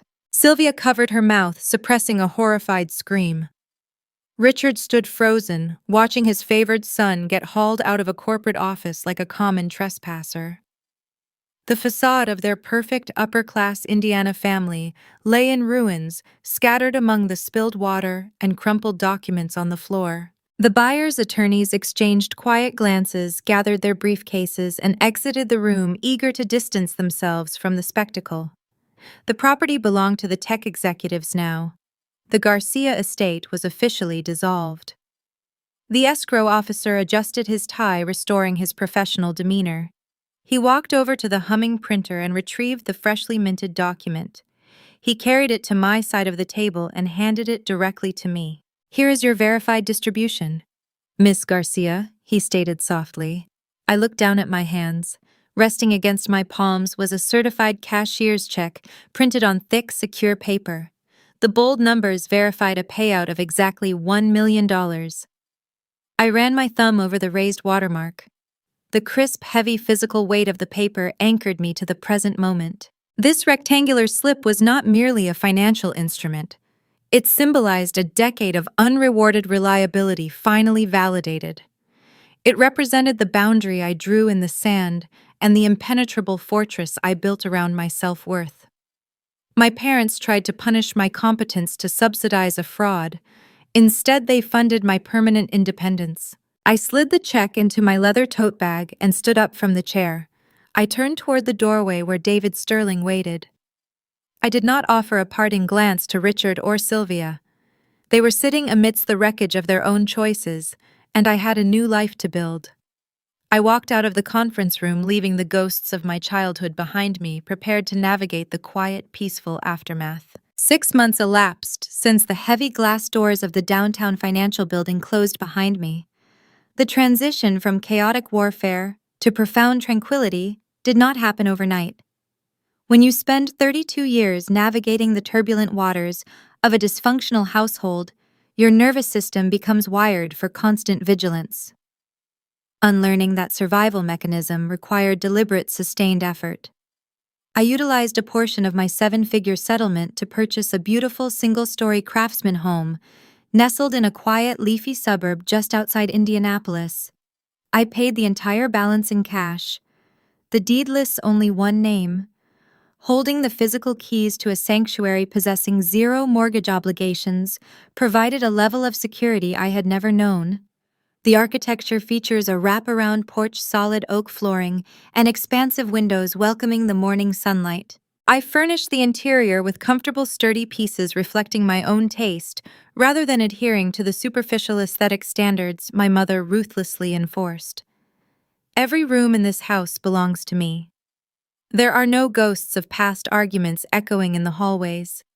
My kitchen smells like fresh coffee and roasted vegetables, instead of the suffocating floral perfume Sylvia used to mask her deceit. Securing a physical fortress was merely the initial step toward genuine healing.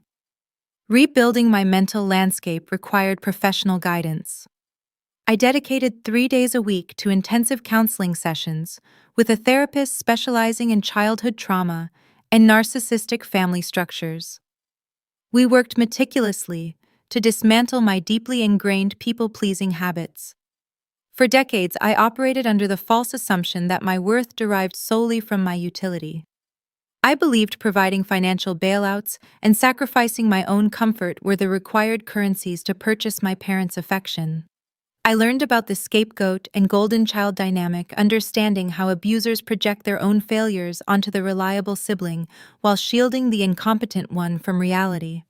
My therapist taught me to differentiate between familial obligation and financial extortion. My counselor helped me reframe the climax at the title office. The notarized document was never truly about hoarding wealth or seeking petty revenge. That piece of paper served as a rigid structural boundary. It forced my abusers to interact with me on equal footing, stripping away their ability to manipulate reality through guilt trips and theatrical tears. By executing the lien, I did not just reclaim my financial assets. I evicted Richard and Sylvia from my psychological headspace permanently.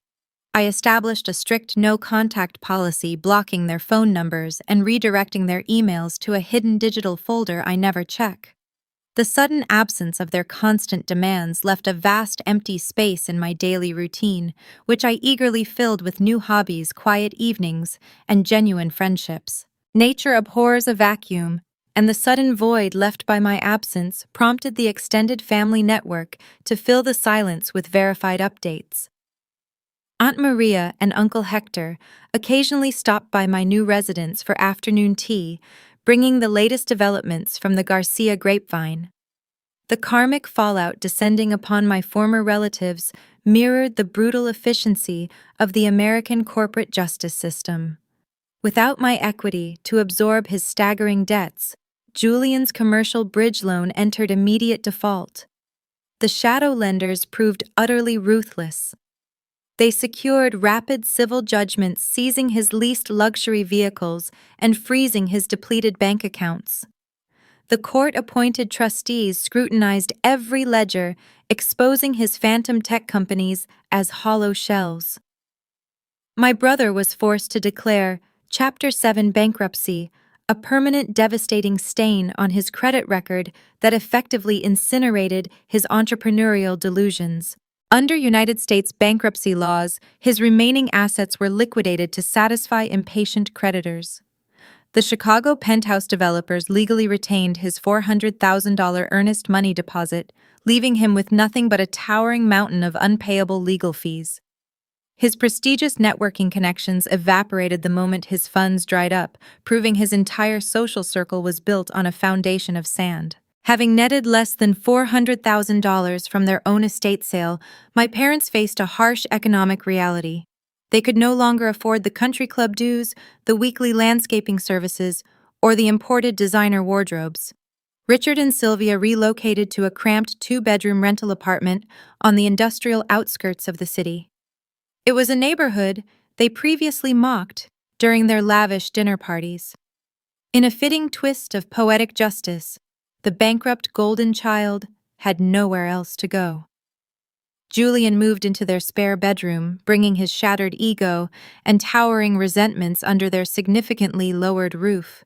They were trapped together in a claustrophobic space, stewing in the bitter consequences of their own deceit. Without a scapegoat to blame for their misery, they were forced to point their fingers at each other. According to Uncle Hector, the screaming matches inside that tiny apartment are frequent and deafening. They spend their days arguing over grocery bills and unpaid utilities, living the exact nightmare they tried to force upon me. I do not take joy in their suffering, but I also refuse to carry the burden of their failures. My focus remains entirely on cultivating my own joy. This afternoon, I knelt in the soft, dark soil of my backyard garden, holding a small metal trowel. The Indiana weather offered a gentle breeze, carrying the faint, sweet scent of blooming lilac. I dug a shallow trench, preparing the earth for a new rosebush. The physical act of planting something vibrant and watching it take root mirrored my own journey of rebirth. I carefully unwrapped the burlap sack, protecting the delicate roots, and settled the plant into the freshly turned dirt. My smartphone sat on the glass patio table a few feet away. The screen remained dark, undisturbed by frantic voicemails or manipulative text messages. The chaotic, toxic demands of the past were replaced by the soothing hum of bumblebees and the distant chirping of neighborhood robins. I pressed the fresh soil around the base of the thorny stem, patting it down with my bare hands. I stood up, brushing the dirt from my knees, and admired the quiet, peaceful life I built from the ashes of their betrayal. The contract saved my finances, but walking away saved my soul. I learned that you cannot heal in the same environment that broke you. Sometimes the most profound act of self-love is packing your bags, presenting your receipts, and leaving the abusers to drown in the consequences of their own actions. If you ever find yourself sitting across a table from people who demand you shrink yourself to make them comfortable, I want you to remember this story. Keep your documents secure, trust your own sanity, and never apologize for enforcing a boundary that protects your future. Let me know in the comments below if you have ever had to walk away from a toxic situation to save yourself. Have you ever been forced to choose between your family and your own survival? Thank you for listening to my journey on elderly stories today. Please take a moment to like this video and subscribe to the channel so you never miss another story of reclaimed independence. Remember to always prioritize your own peace, and I will see you in the next one. The hardest part about building a new life from the ashes of your old one is getting used to the silence. For 32 years, my existence was defined by noise, the ringing phone, the subtle guilt trips, the heavy, suffocating expectations that I, the reliable daughter, would always shrink myself to ensure my brother could stand tall. We are raised in an American culture that romanticizes the self-made individual, a society that tells us hard work and responsibility are the ultimate virtues. Yet behind closed doors, many families operate under a vastly different currency. They preach independence, but demand absolute submission. They celebrate your competence only when it can be harvested to subsidize someone else's failures. The key lesson I carved out of that downtown conference room wasn't just about real estate law or the power of a notarized signature. It was a profound, painful realization about the nature of unconditional love. We are taught that blood is thicker than water, that family is the ultimate safety net. But what do you do when the net is designed to strangle you? I learned that true empowerment requires a radical, often agonizing separation from the narrative you were handed at birth. In this country, we love a good underdog story, but we rarely talk about the grief of walking away from the people who cast you in that role. Forcing my parents to respect my financial boundaries was the easy part. The real battle was convincing myself that I deserved to enforce those boundaries in the first place. I had to unlearn the toxic myth that suffering for your family is a badge of honor. It isn't a badge. It is a cage. Taking back my $1 million was merely the physical manifestation of reclaiming my soul. The money bought me a house with a wraparound porch and solid oak floors, but the boundary bought me my sanity. It taught me that you cannot heal in the same ecosystem that made you sick. You have to be willing to pack your bags, hold up your receipts, and let the people who underestimated you drown in the consequences of their own choices. If you are sitting in the dark right now, wondering if you are crazy for demanding basic respect from the people who share your last name, I want you to hear this. You are not the villain. You are just the first person in your family brave enough to break the cycle. There is a whole community of us out here, navigating the messy, beautiful aftermath of choosing ourselves. If my journey resonates with your own silent struggles, please follow and subscribe to Eldenly Stories. We share these experiences because there is profound strength in knowing you are not walking this road alone. Tonight, I sit on my quiet patio and watch the evening fog roll over the Indiana suburbs. The air is cool and my phone sits dark on the table undisturbed. I have everything I ever fought for: security, peace, and undeniable independence. Yet as the wind rustles through the new rosebush, I planted a lingering question, occasionally brushes against my thoughts. I won the war, and I built a fortress they can never penetrate. But sometimes, when the house is too quiet, I look at the empty chair across the patio and wonder, if a bridge burns brightly enough to light your way out of the dark, does the smell of the smoke ever truly fade?